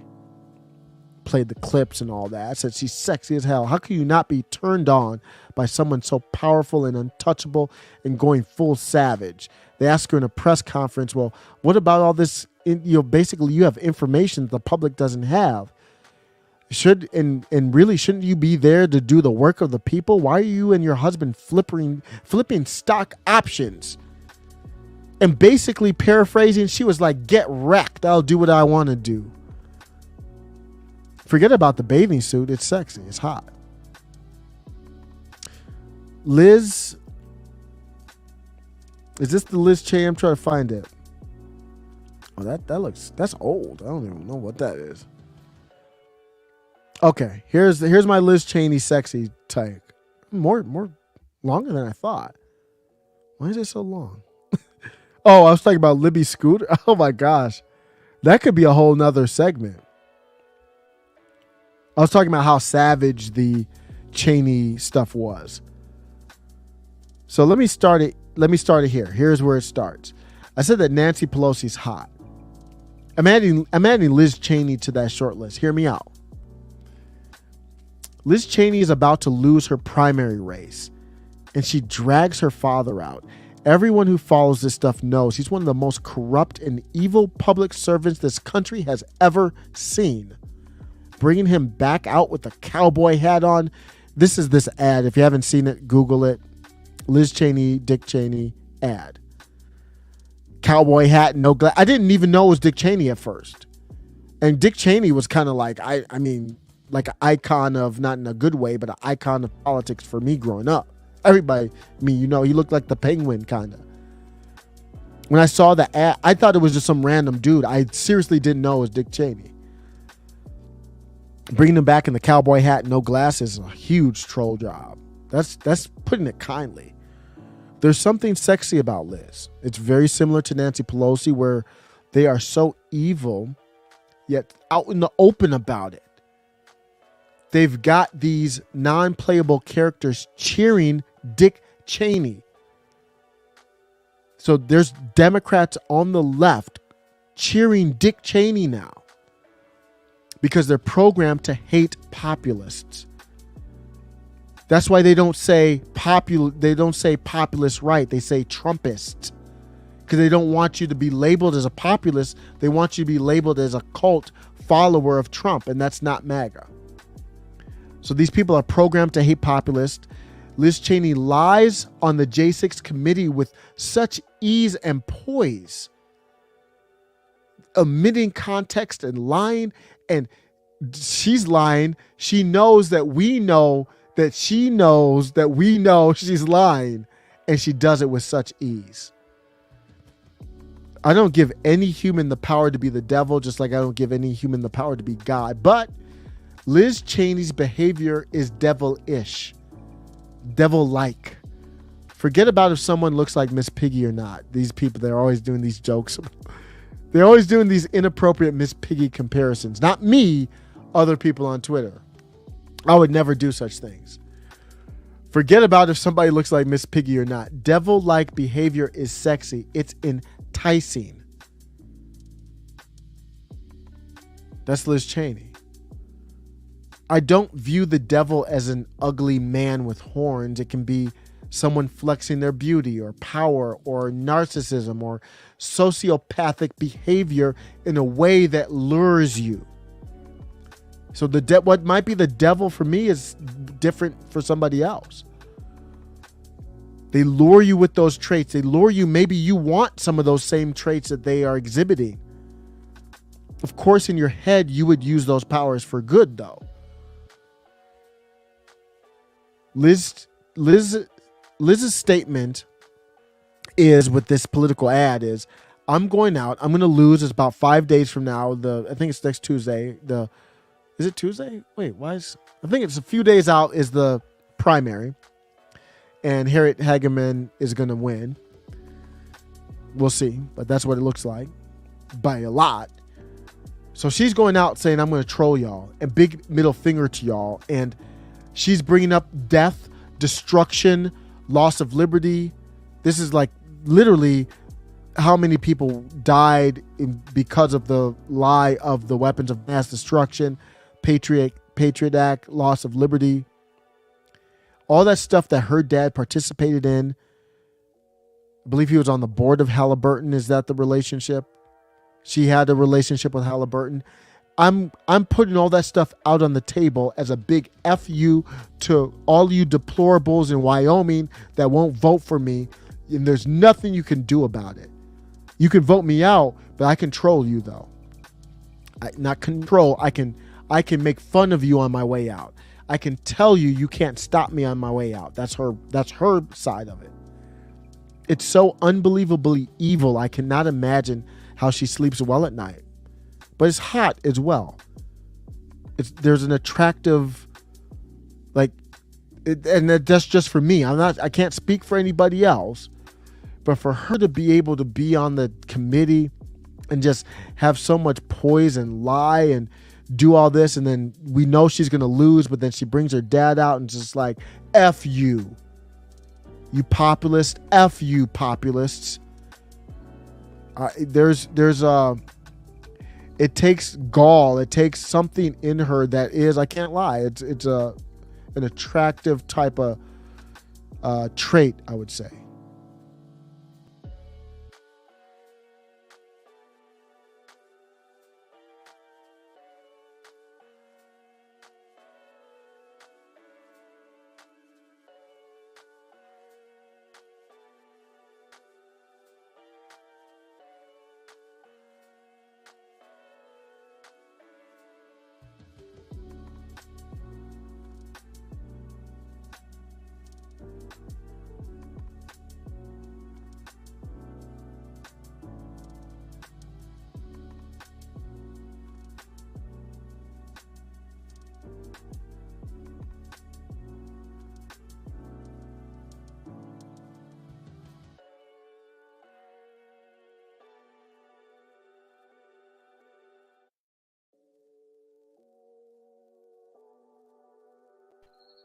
What's good? My laptop battery died. So this is the little studio, got the green screen in the basement. You can hear the crickets. But I think that's a sign I should be out. Take care. Thanks for stopping by. Peace.